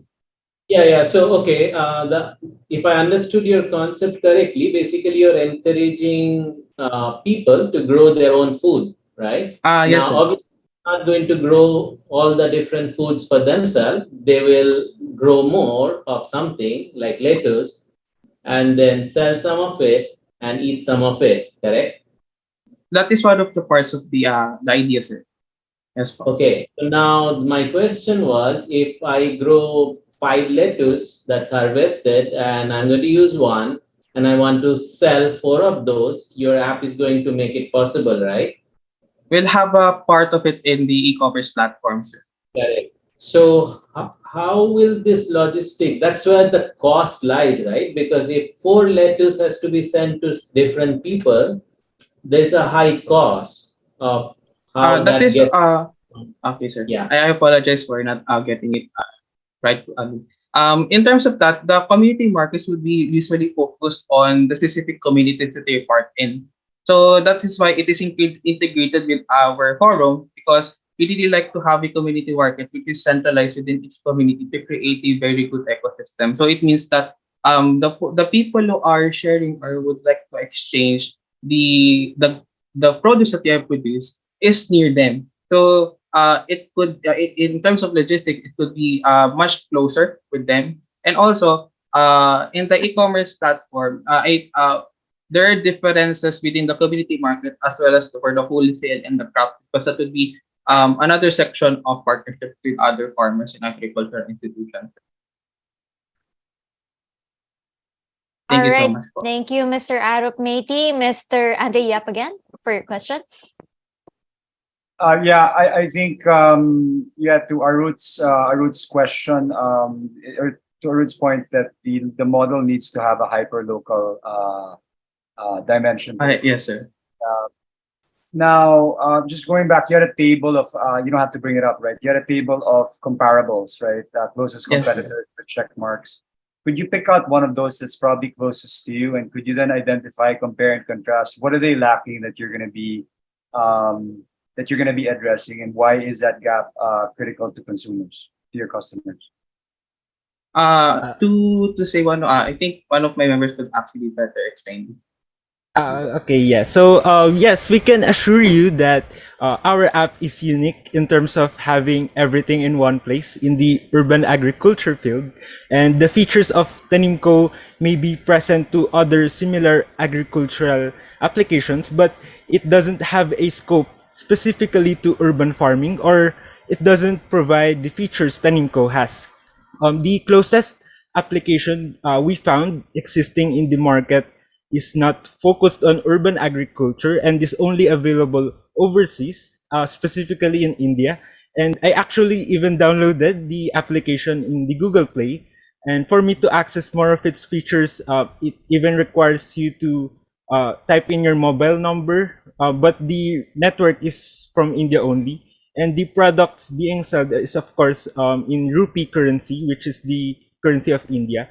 And aside from this, other existing applications only have at most two of Tanimco's many features. And considering the many features Tanimco has, there's community, there's reliance, there's convenience. This can also ensure people will keep using Tanimco. And yeah, so I hope you can imagine the edge of Tanimco that we really want to pursue. So I actually thank you for answering the question. No? It's a very nuanced point, but my point in asking wasn't for you to prove to me that you're better or for worse. It's that I don't like evaluating ideas really, and I want to evaluate some kind of proof of traction. And if you don't have the traction, I want to benchmark it against somebody else that is already working. And then I want you to tell me how you're going to be different from that somebody else that's working. Right. So the fact that we don't have this in the Philippines might be a warning bell that there's something about the Philippines, right? But you should be able to, for your idea, benchmark to something that you can look at. Okay, this is why it works for them. This is why it's going to work for me here, and this is the gap that I'm going to be filling. The startup world and the innovation world isn't about who has the most features. It's about who's solving the real pain points, right? So I'm not impressed by the fact that you have all the check marks, right? I would be more impressed if you told me that this app here is working for 30,000 people or 3,000 people in this community, and this is why it's working for them. That's proof, that's traction. It's not your traction, but it supports your idea. And then you tell me, what are you going to do differently or even the same to transfer that traction to what you're doing? That's my logic. I'm not asking Yes, about sir. how many more check marks you have. Yes, sir. I think to clarify as well for in terms of the main thing that really differentiates Studyco with us because we really focus on urban farming and as well as the included features that really tailor fit for the Filipino setting. So In the again, to Philippines, cut a long story short, guys, you have to be able to cite an example of an urban farming innovation that actually works. And then you have to be able to compare what you're doing with them. Ganun lang. yes, sir. Yes, ma'am. In the Philippines, sir, there are a lot of different applications within local government units of urban farming that has already projects that has spurred in different cities. But the reason why we really initiated to have a platform for urban farming because it really makes the access to people to urban farming because we really believe that the benefit of having learn urban farming would really alleviate the financial effects of what is happening to the Filipino people and to connect with the different government initiative part of the government initiatives of the DA of the plant that they have been one of them is really giving budget for urban and peri-urban farming agriculture because they have allotted almost ₱1 billion for it.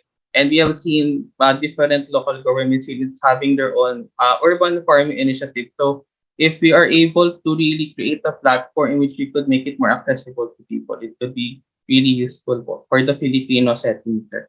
I think that would be. Thank Thank you, you so Mr. much, sir. Yap. Miss Stephanie Caragos, go ahead, ma'am. Okay. So hypothetically, this is running. Is there like a condition as to how large the space would be for urban farming? And are you also selling some of the, let's say, basic equipment to start off your urban farm, such as a hydroponic or vertical farm type of equipment and what you call this supplies? Is that part of your business model?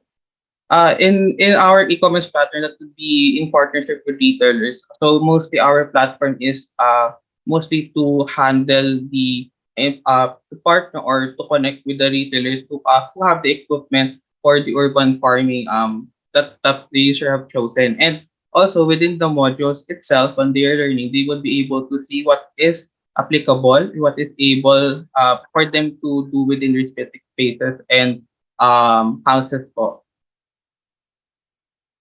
Is there like support provided since I am already paying on a monthly basis? Is there support provided or let's say assistance or consultation that is going to be given to me as an urban farmer? When we say urban farming, it's definitely like probably not just like pieces of of harvest, but we're really talking about a significant, quite significant amount to be able to even share to a community, as you have mentioned earlier. So, is there a targeted size of for urban farming, or what's the scale that you're trying to encourage here for urban farming? For urban farming, we really want for the normal Filipinos to do it within their respective houses po talaga.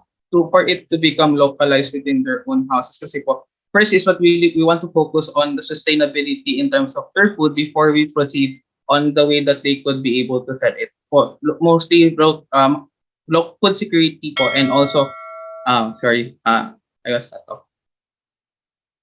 That's it for 10 minutes for Q&A Thank you so much portion po. with Team Annie. Maraming salamat to our judges, Ms. Stephanie Caragos, for your question also. And Team Annie, can I please ask Team EECE first to prepare for your presentation? Meanwhile, Team Annie, for your final word for this presentation. We would like to thank all of our supporters within our school, especially Technological Institute of Philippines, and to our judges who really given us good insight, and also to our supporters within our classmates, and also within the different councils and departments to really help us in development of this. Also our mentor, and we really appreciate to be given a chance to present here in the final, as it's really a big leap from us as we started only before in the region as well. So we really thank you so much for all the judges and for our help. Thank you, Timani, and we wish you good luck on this presentation. We now move forward to Region 11 with Team EECE with their startup called Portal, Digital Twin Technology Servicing. From Region 11, are you guys ready?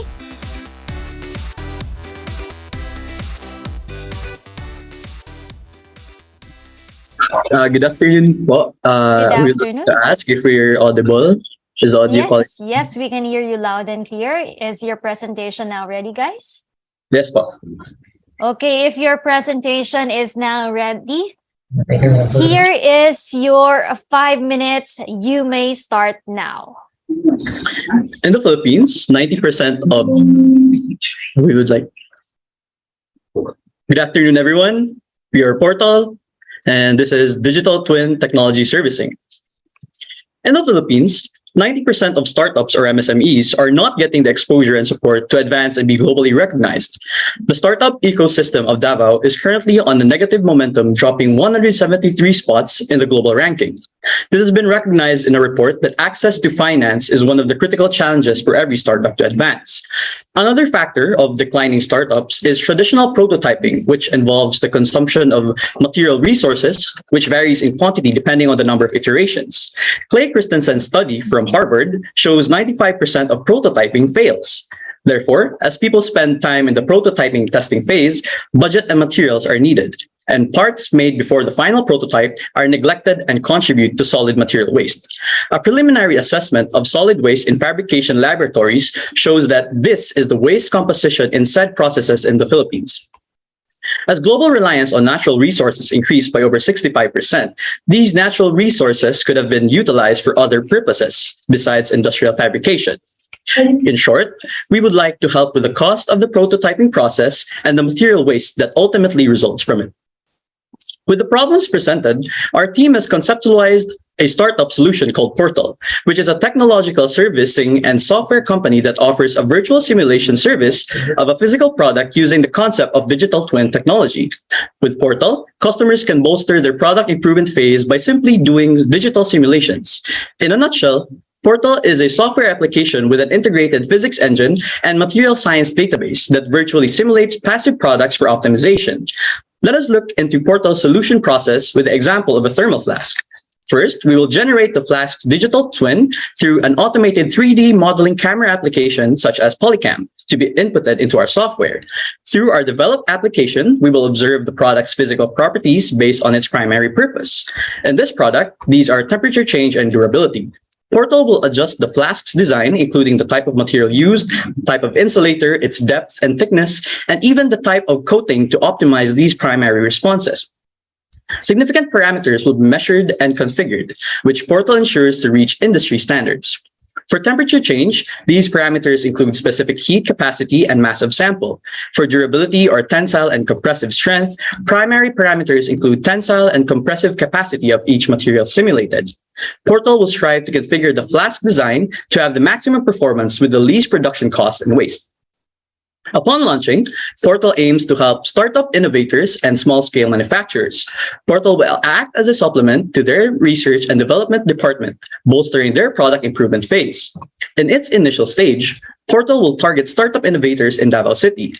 Upon growth of the business, it will expand to MSMEs in Mindanao, until it expands to all business enterprises operating in the country. Potential users of this product may also include researchers and simple hobbyists. The biggest competition that Portal faces are other foreign-based software applications that offer similar services, such as Fusion 360, Autodesk CFD, and Shaper 3D.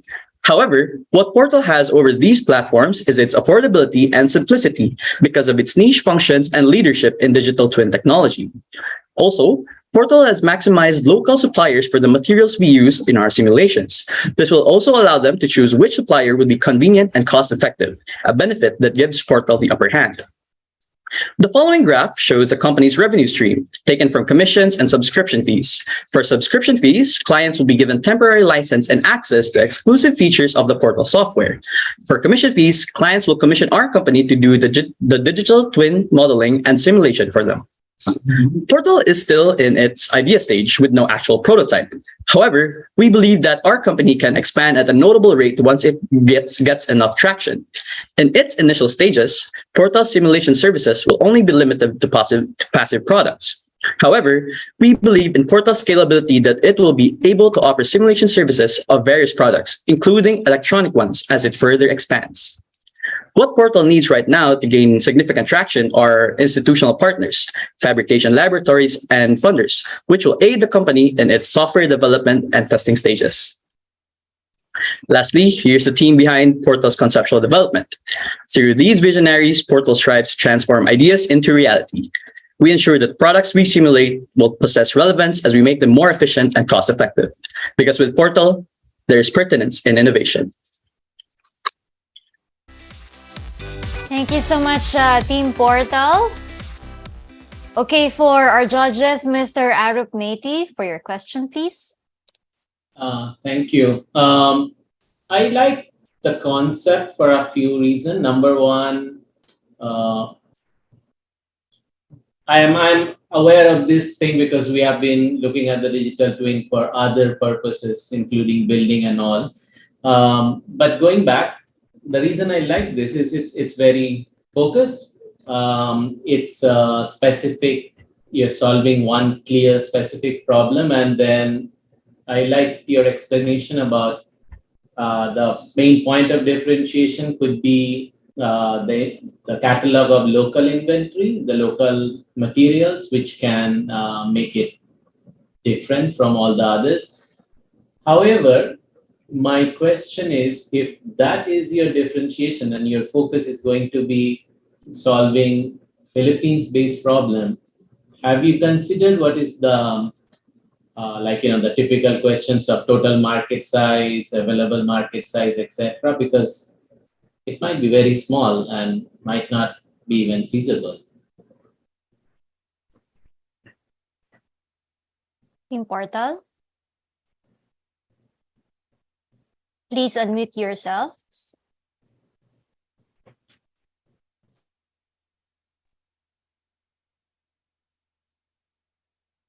No, sir, I'm available. Anyone from Team Portal?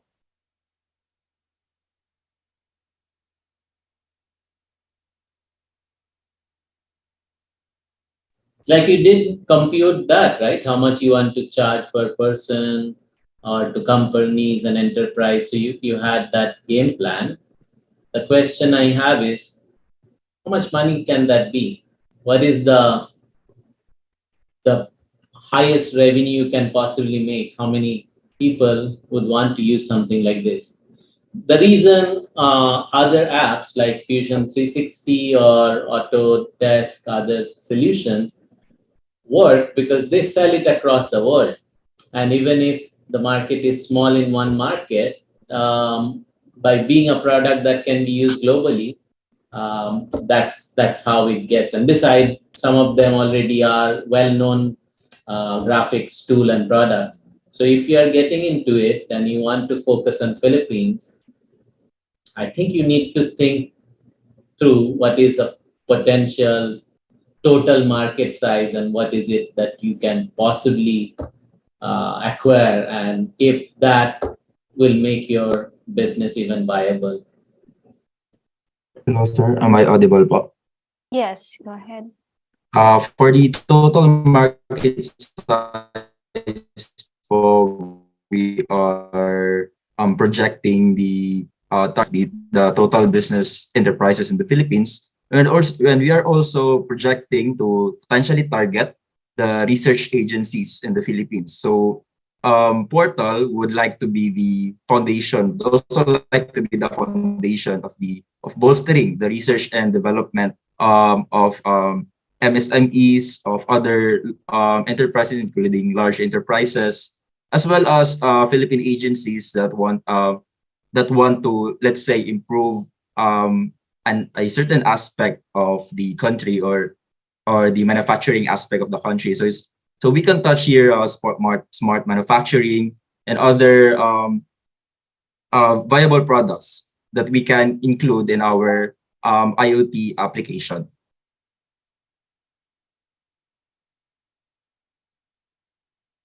Any further question, Mr. Matey? Good afternoon, sir. Also, in addition to what our other group mates said, there are currently 1,080,000 business enterprises operating in the country. So we plan to target them eventually along the way. There are also 21,000 MSEs in Mindanao alone. So again, that's another market that's we could easily enter and get a revenue stream from. In Davao City alone, there are 400 MSMEs and startups. So we would like to slowly target them as we scale up. We start with small manufacturers, but along the way, we will be transitioning to bigger enterprises and individuals in the space. I think, let's be real, not every 1 million businesses make physical goods, right? So, and manufacturing is not one of the strongest sector in the country. 90% of things comes from China, right? So there's going to be obviously a segment, but if you really are going to make this your next 10 years of your life, you got to think through and make sure that there is enough business. That's all I have to say. Thank you. Thank you, Mr. Matey. We now move on to Miss Stephanie Caragos. Yeah. So in your presentation, you mentioned about the prototyping on a digital scale. For example, the flask. That was just an example that would consist several materials, tensile strength, the temperature, how much it can hold, and all that. So my question is, how do you intend to fill in the information or the data for it to suggest in terms of the different kinds of materials to use? Do you have in your team the expertise, as you mentioned, physics and other expertise that is required to make this idea or to make this idea come into life? Or how do you intend to tap on this expertise to be able to put in the data that is needed for you to be able to come up with this solution that can already give the feel of the physical product on a digital level? So in response to that, ma'am, we are going to be relying on data science and data collection. We will be integrating that with a working physics engine that will be outsourced. We will be collecting data and we will be storing them along with the physics engine. And then with the 3D modeled design, we will be inputting the 3D model design into the virtual space, and we will be actually doing the simulations there with the data and the parameters that we've uploaded. So that's also one of the reasons for funding. We would like to hire or ask or reach out for expertise and professional help that will specialize in those fields with the data and really like the physics of the real world and how it's going to be augmented in the virtual space. So you're saying that you're going to be using open source technology to be able to implement this. So were you able to read the terms and conditions of this open source technology to enable you to use it for commercial use, since you will be charging users for this? Because there are some open source technologies that will limit you or inhibit you from actually earning out of the technology that is being provided for free.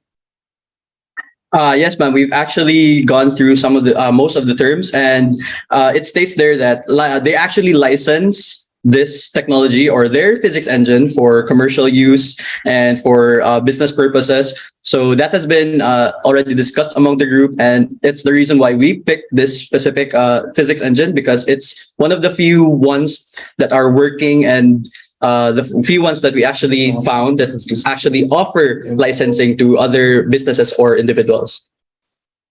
Okay, very good. Thank you. Thank you, Ms. Stephanie Caragos. Any other questions from the judges?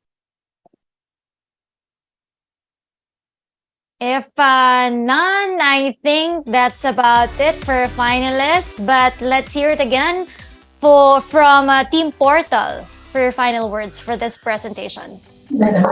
So good afternoon, everyone. We would really just like to thank our school, Mapua Malayan Colleges Mindanao, especially the CCIS department for assisting us with our presentation setup, the ICT Region 11, our mentors, Sir Marcel Bastek, and everyone from the ICT that guided us through the competition. Lastly, we would really just like to extend our gratitude to everyone behind the Philippine Startup Challenge for allowing us to share our ideas as young innovators and as young entrepreneurs and introducing us to the world of startups and innovations. And we really just like to thank family and friends who have been supporting us and behind us from the get-go. Maraming salamat and good luck to you guys, to our 10 finalists for this afternoon. That concludes the Philippine Startup Challenge 7 National Finals. We'll now open the breakout room for our judges and assigned staff for the deliberation of the scores. But before that, we would like to express our warmest congratulations and, of course, well wishes to our talented and creative startup finalists. You have proven that collective and team effort leads to victorious ventures. All of you are indeed winners in this final competition. And not everyone may win in today's competition, but I hope to see every one of you thriving soon. Remember to always believe in your potential and always work hard to improve your startups. You reach the national finals for obvious reasons. And dear finalists, you may use this time to sit back and relax and probably pray, but continue to stay tuned, because once we are back, the moment everyone has been waiting for is next in line. It will be time to finally announce our winners. And while our judges are deliberating for the winners for this afternoon, to inspire us even more, let us hear from another icon in the startup industry.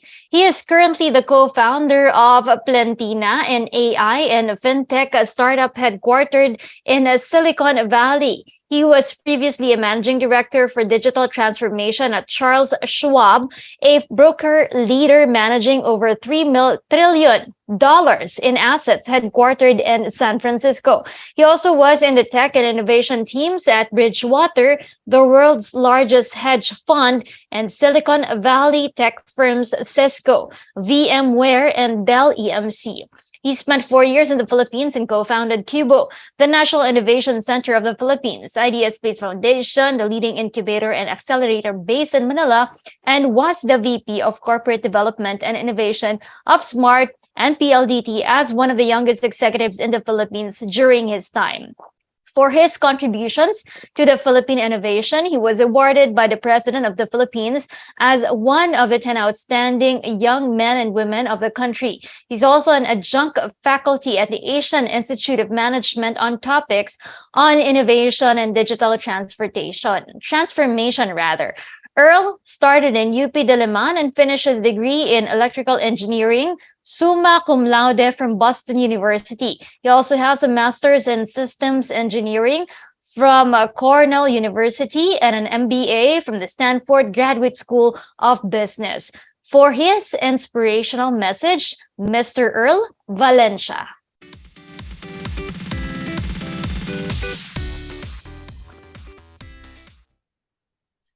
Hello to all the participants of the Philippine Startup Challenge.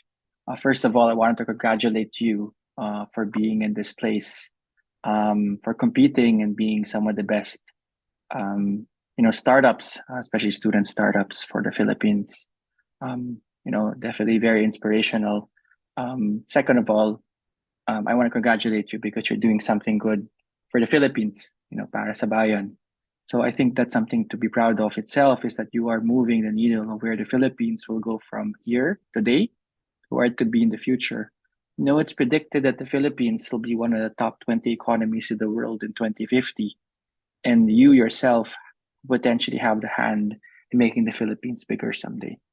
So maybe for the next 10 minutes or so, I'll talk to you about the lessons that I've had from funding startups, supporting startups, and now building a startup myself, in a talk entitled Top 7 Lessons Building a Global Startup from 0 to 1.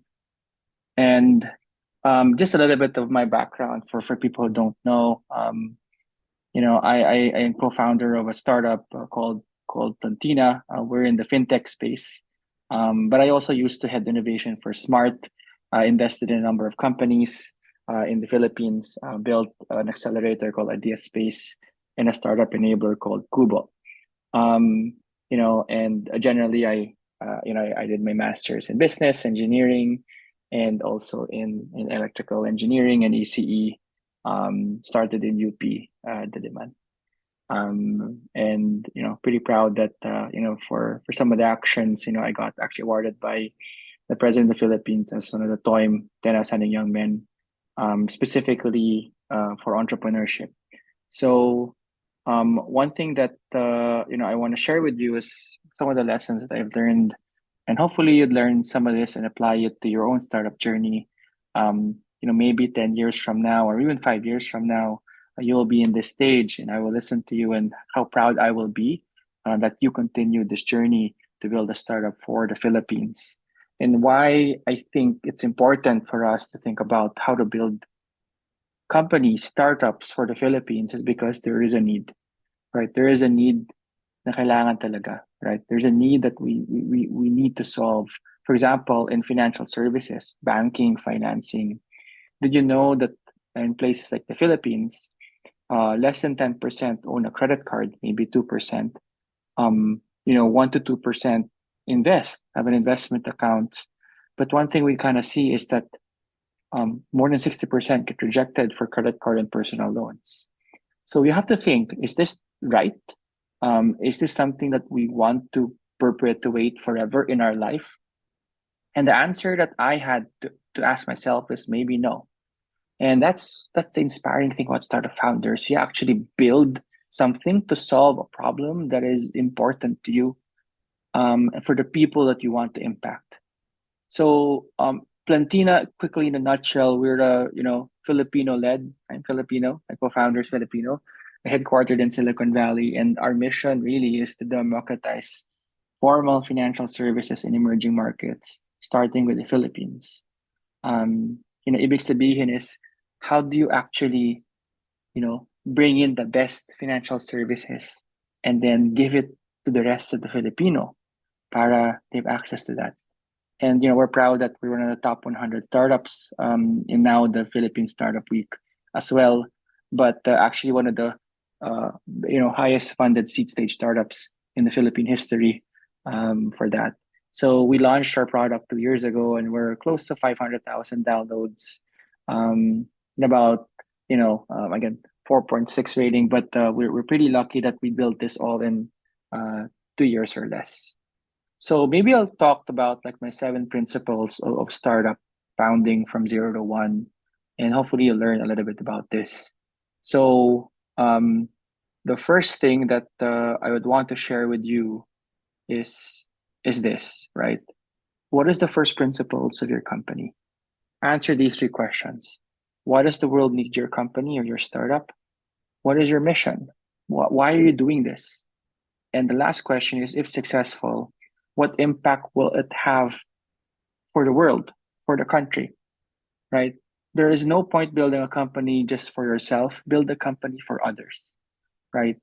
And if you build it for others, guess what? Value will come back to you. Something to think about. What is the first principles of your company? The second one you have to think about is, how do you write down what you as a founder and as a team stand for? What is your vision 5 years from now? If you're successful, what are you going to do? How much lives are you going to change? Right? What is the mission, again, the company? What's deep within you? Why are you doing that? And then the last one is, what is the core values? What are the things that's super important for your company that every day you will live through the values of this company?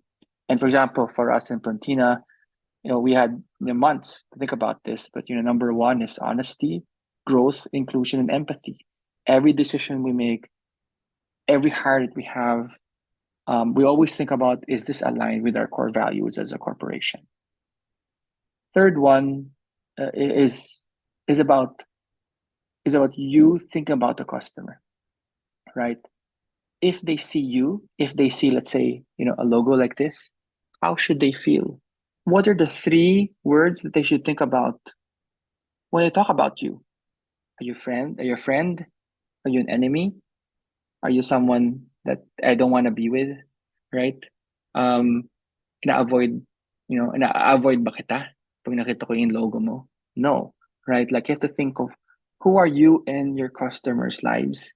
And what will your customers say to their friends and family of why they picked you over another service? So these are things that you have to reflect on as you build your corporation.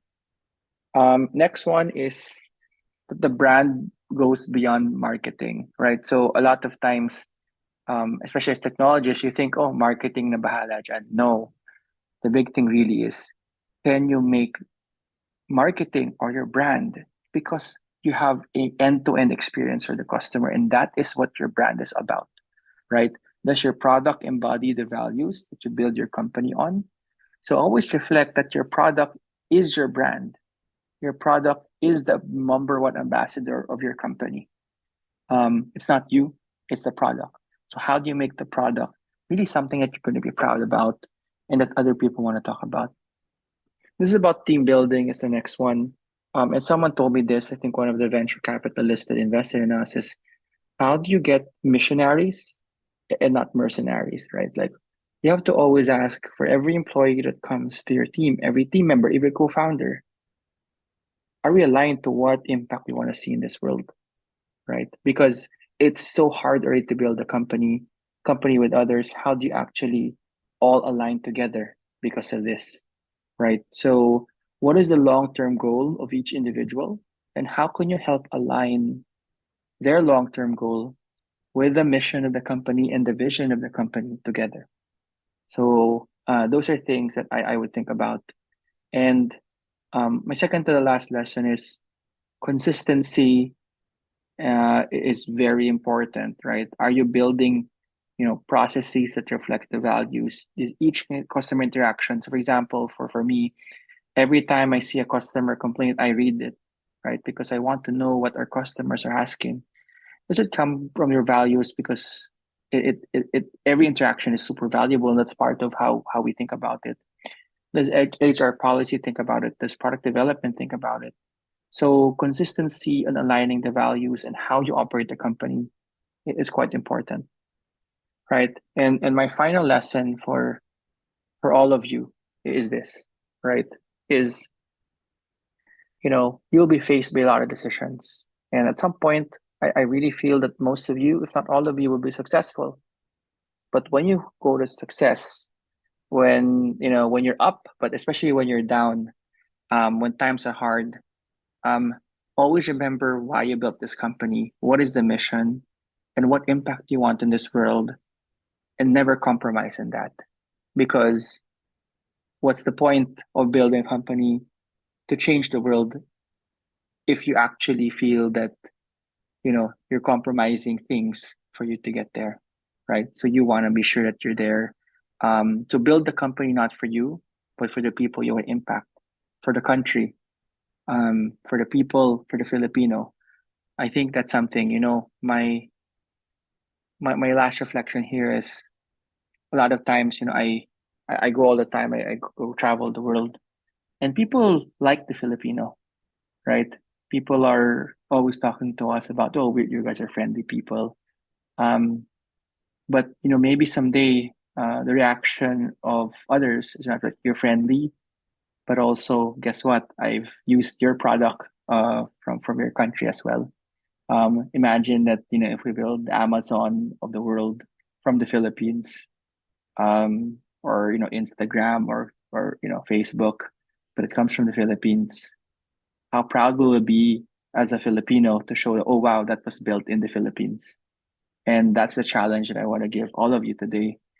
That's why it's called the Philippine Startup Challenge. I'm challenging all of you that this is the dream. The dream that all of you will become successful. And if you're successful, the country will be successful. And the Filipino people will then hopefully become more prosperous. So that's my challenge. And thank you so much for that. And kudos and congratulations for all of you here right now. Thank you so much. And let's definitely keep in touch.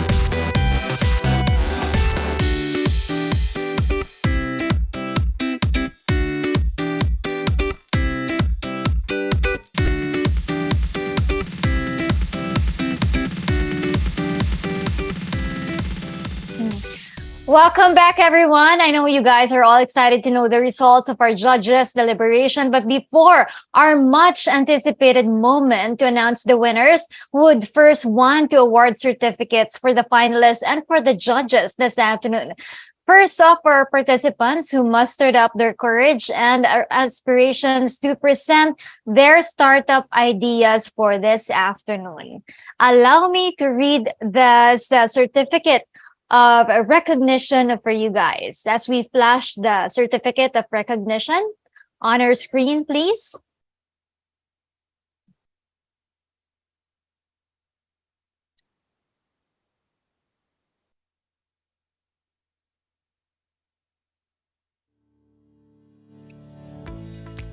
The awarding of certificates. First up, would like to call on from Region 13, Team Scrap Cycle.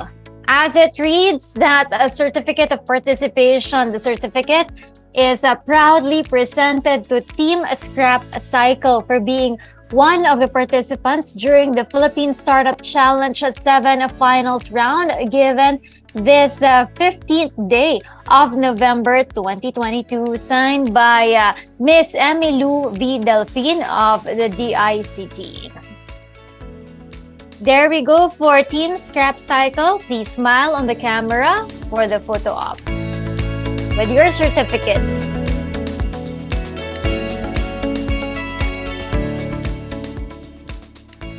Thank you. And then from Region 1, let me call on PSU IO Tech to join us to receive this certificate of participation.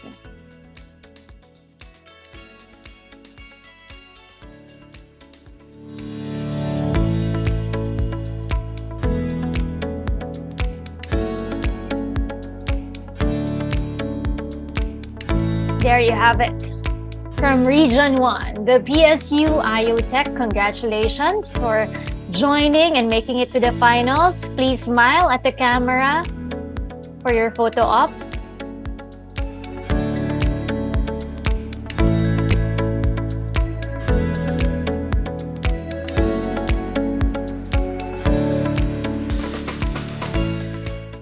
Now let me call on Team Link ERS from Region 6 with their startup HospiLink to receive their certificate of participation.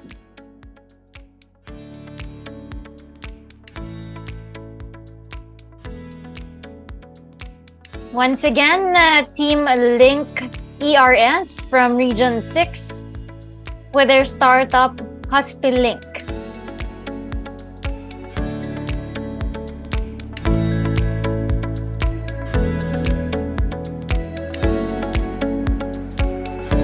Please smile on the camera.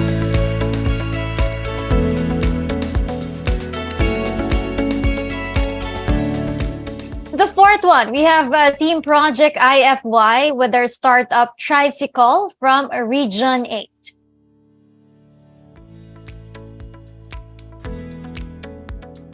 This is your certificate of participation. May we ask the others to please turn on their camera for the photo op? Or you guys are all in one screen? There you go. Smile.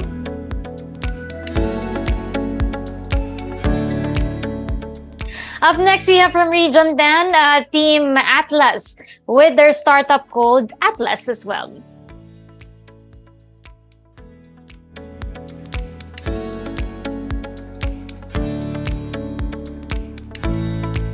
Don't forget to smile for your photo op, guys.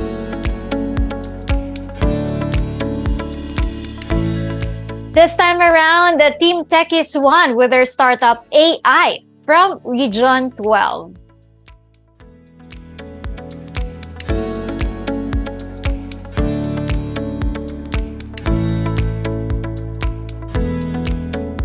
Smile, guys, and thank you for participating in this competition. You want to take off your mask for the photo op?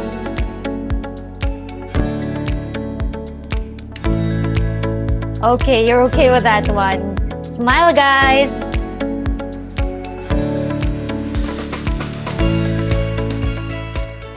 From Region 7, can I call on Team Sugon with their Startup 9-1 watch?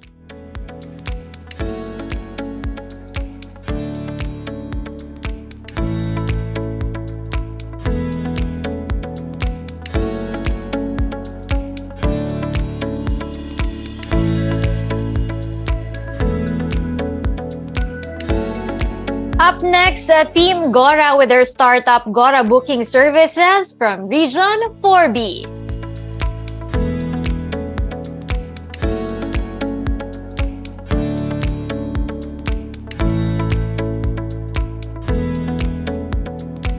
Smile for the camera, guys.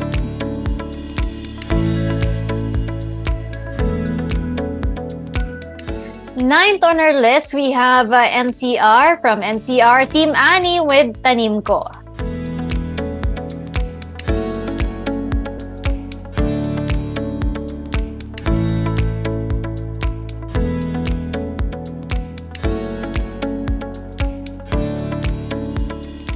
And from Region 11, we have Team EECE with their startup Portal.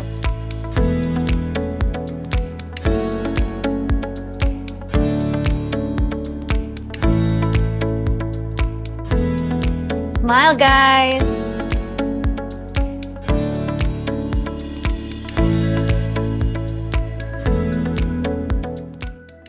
Thank you to our 10 finalists for this afternoon, and good luck to all of you. Of course, we would also like to award this certificate of appreciation to our respective judges for this afternoon.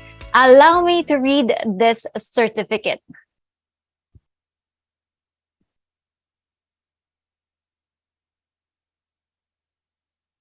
First up, I'd like to call on Mr. Abid Saidi, the one who will be receiving the first certificate.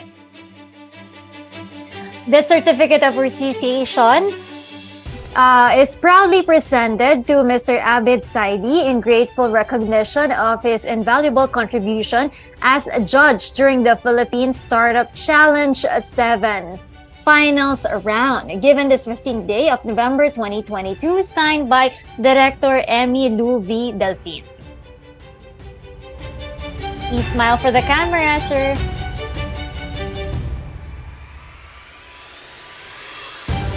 Next up, Miss Stephanie Caragos.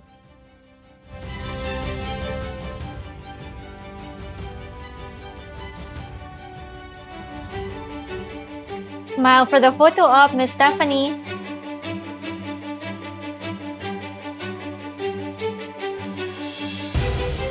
Now, Mr. Arnold Alvarez.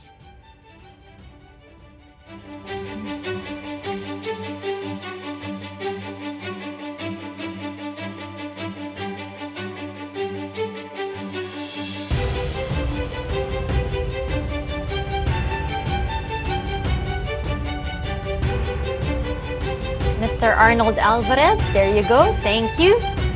We appreciate your time and effort with us. Please smile for the photo op. Mr. Andre Yap.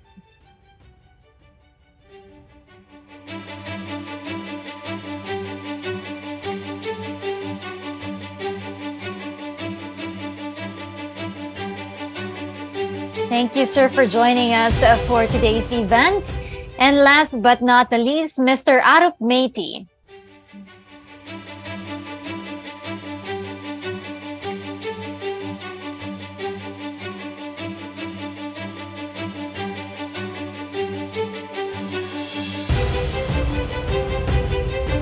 Smile for the photo op, sir.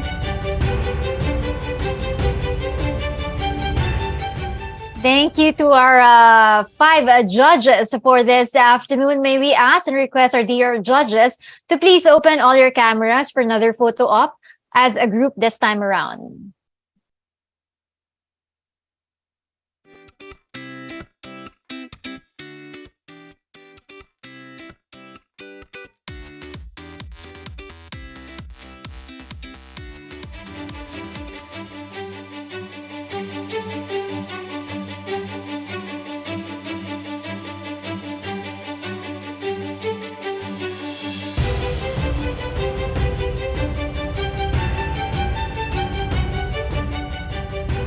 And while I'm waiting for the announcement of the winners, of course, I know that the judges has now come into finality with who are the winners for today. But let me just ask the judges if you have like a message to our finalists for this afternoon.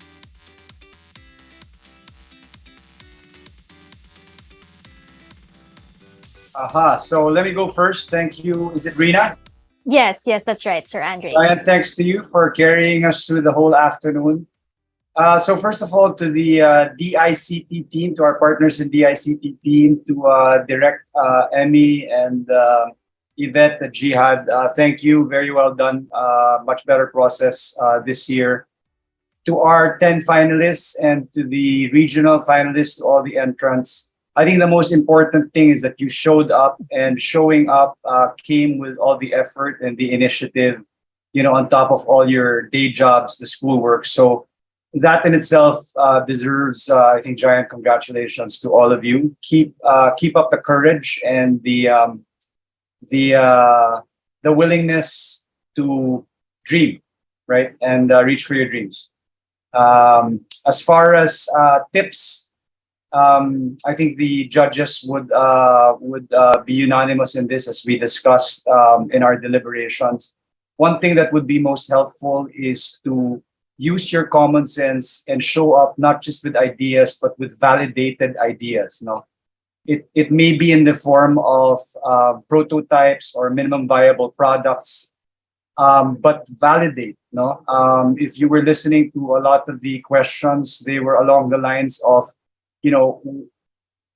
what are the proofs that your idea isn't just a good idea, but that there is proof that it works, that it can work, and that can be in the form of prototypes, some sort of market validation, or in the form of looking at benchmarks and comparables of what has worked and contrasting what you're doing. So I think validation is a very important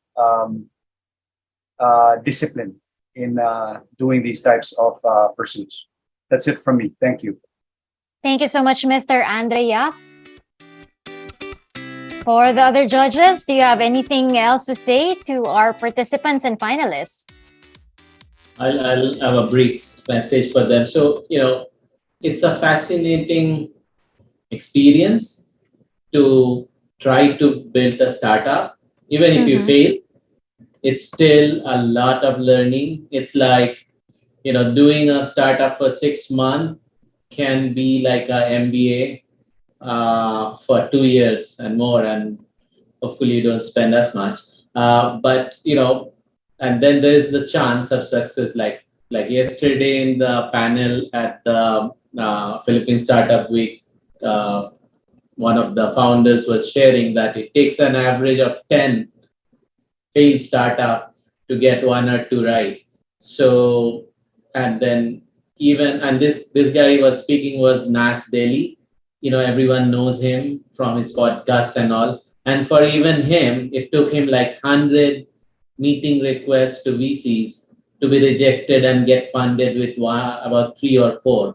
So while it's a fascinating and very exciting ups and downs of a journey to do a startup, it requires grounding to the reality, and it requires sometime to differentiate between what you claim on your marketing and not start believing too much on your PR, and be grounded on reality so as to make it real. So those are all realities of it. And well, out of this experience, hope some of you, if not all, are encouraged to move forward and try something on your own, build something groundbreaking. So do it.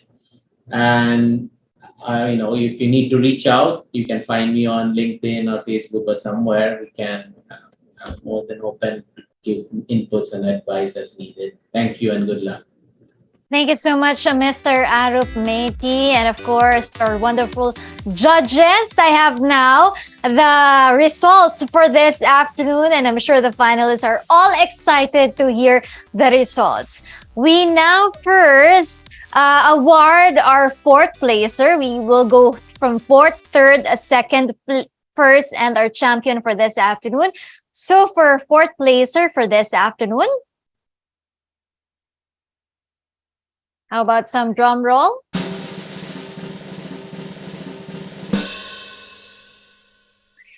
Our fourth place award goes to Team EECE with Startup Portal. Congratulations, guys. May we request our winners to kindly turn on your cameras for a photo session for our fourth placer, Team EECE with their startup called Portal. Congratulations, guys, for being the fourth runner-up on this competition. The certificate of recognition is proudly presented to Team EECE for being the fourth place runner-up during the Philippine Startup Challenge 7 Finals round, given on the 15th day of November 2022, signed by Ms. Emmy V, our Director for DICT.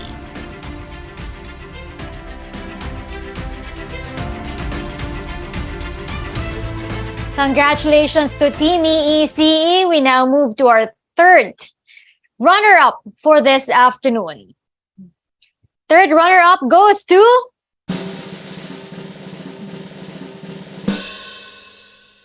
Team Annie with Tanim Ko.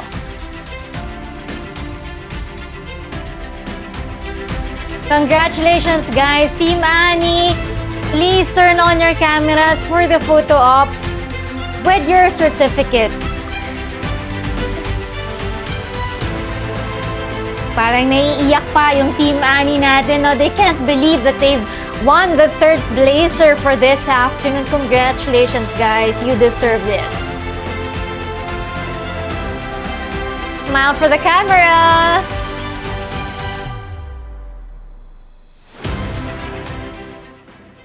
And now for a second runner-up for this afternoon. Drum roll, please.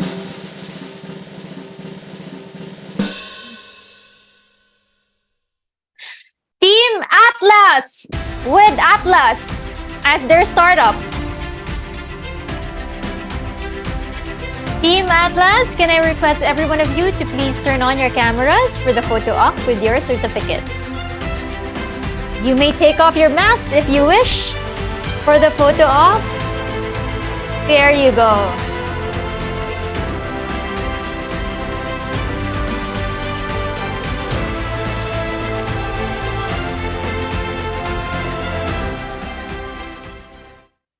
And for the first runner-up this afternoon,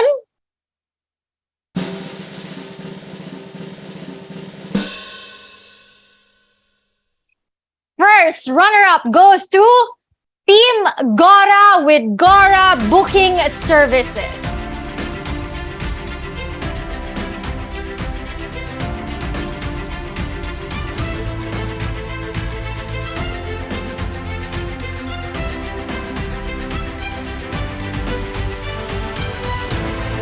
Smile, Team Gora!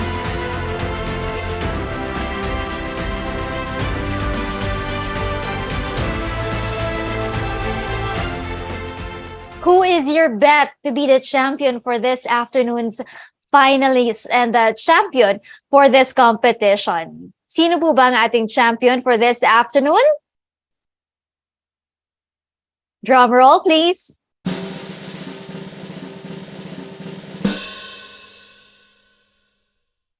Our winner for this competition is no other than Team Sugod with 9-1 Watch. Congratulations, guys! Alam ko masyado kayong na-excite now, but please take your seats. You still have this photo op with your certificates. Congratulations! Congratulations, guys!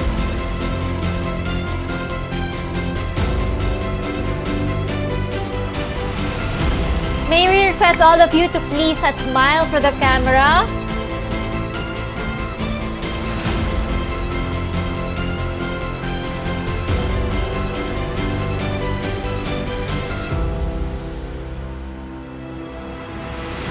Once again, congratulations to this year's champion, Team Sugod with 9-1 watch.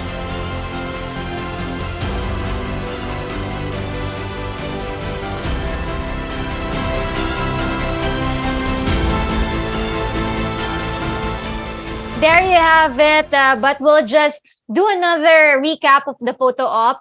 We'll request again the fourth placer with Team EECE to please open your cameras. We'll have a photo op this time around with our judges.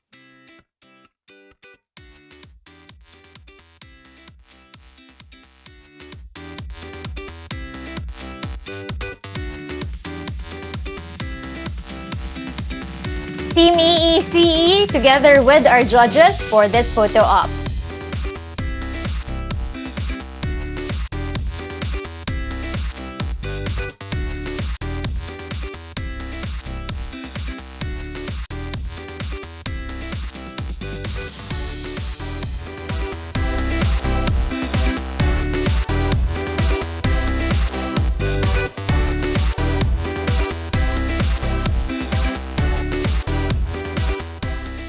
Up next, Team Annie with Tanimko for the photo op with the judges.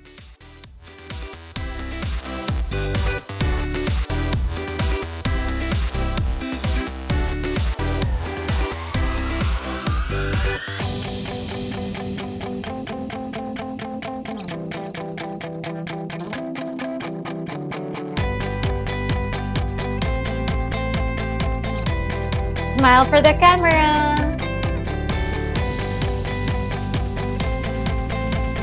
And now, Team Atlas.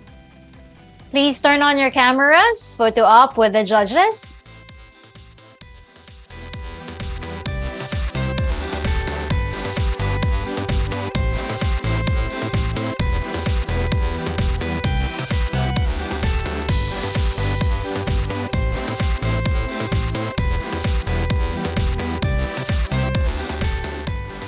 Team Gora this time around with their Gora booking services.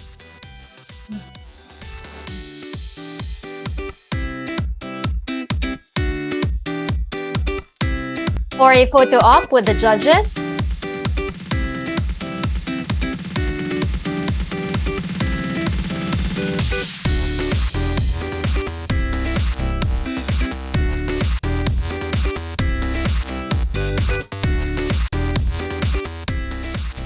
And our champions for this year Philippine Startup Challenge 2022, this is Team Sugod 9-1 Watch.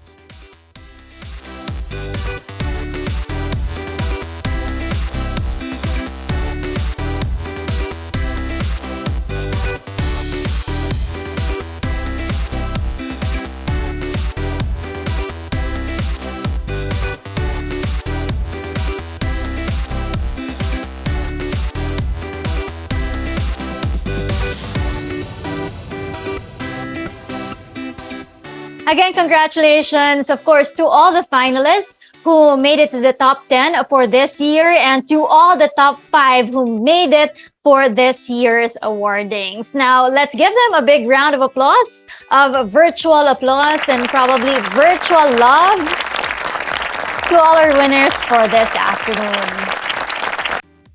And before we officially close the competition, let us first hear from our hardworking division Chief of the Benchmarking and Promotion Division of the ICT Industry Development Bureau of the Department of Information and Communications Technology. She has handled competency standards development, ICT certification management, and presently involved with the Digital Cities and Provinces Program and the Digital Startup Development and Acceleration Program of the department. She has over 20 years of professional ICT human capital development and ICT industry experience in both private and government sectors. Ms. Cabrera holds a master's degree in information systems from the University of the Philippines. Let us all welcome Miss Yvette M. Cabrera as she delivers the closing remarks.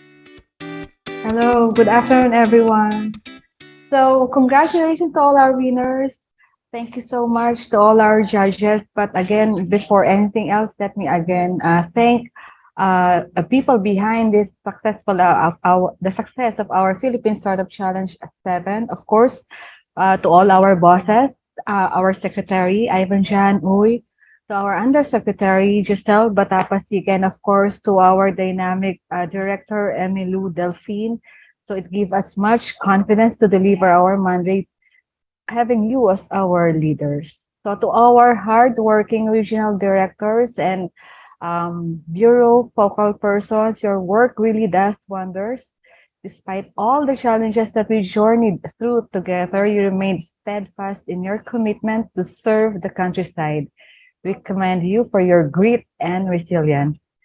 To our ever-present and trustworthy industry partners, your unwavering support to the startup ecosystem, especially to our Ba't yun yung budding sa kanya? Advocacy entrepreneurs niya? and startups, inspire us to always look for ways to better ourselves in fulfilling our goals and objectives as public servants.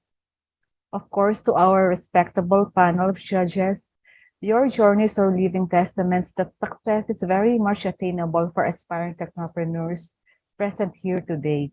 Thank you for your generosity to the community.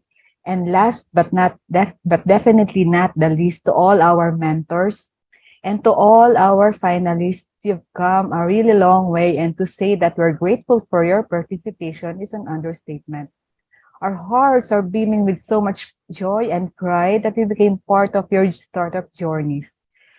Flaring with innovative ideas to showcase, you have proved how students and youth are capable of disrupting the market by offering solutions to our societal problems.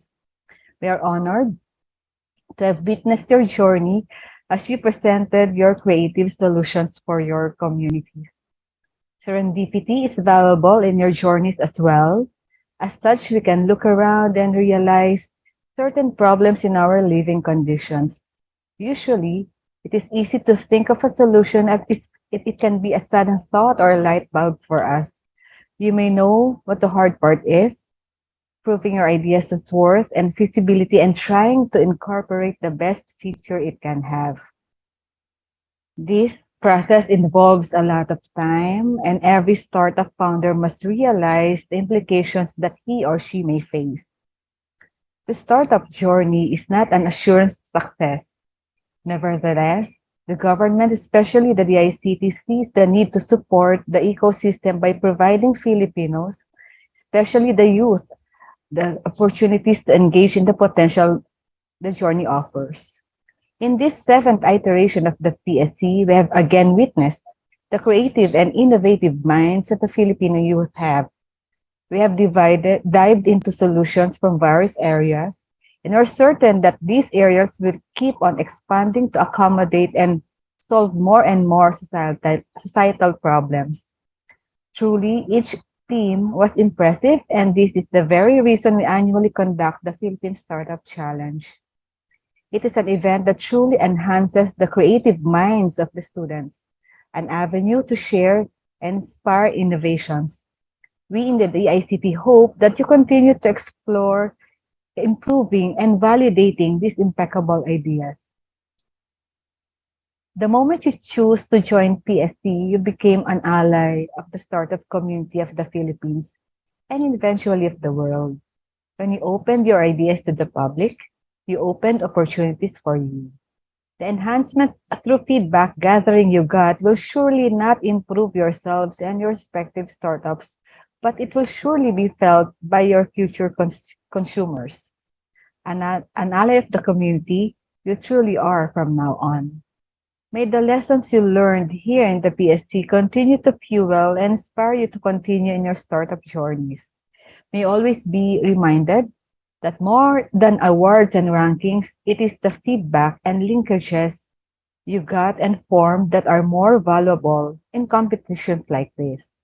Always keep in mind that the essence of startups is continuous growth and expansion. Your journey shall not end here, but in fact grow from here. There will always be winners, but this experience is also important. I hope that this pitching competition will not be your last participation startups. Know that the ICT is always working on initiatives to better support Filipino startups. And as we conclude the seventh installment of the Philippine Startup Challenge today, we are now a step closer to discovering and creating more innovations as we look forward to the Philippine Startup Challenge 8 next year, maybe face to face. And we hope to see you again. Here's to owning and celebrating our victories. So, congratulations, everyone, and good afternoon.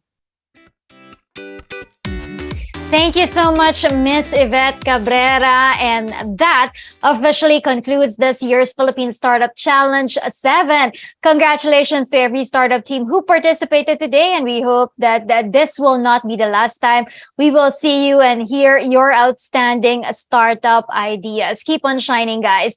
Thank you for tuning in again. This has been Rina Villamor Camara, your host for today. See you on the next Philippine Startup Challenge and enjoy the rest of the week. Bye, guys.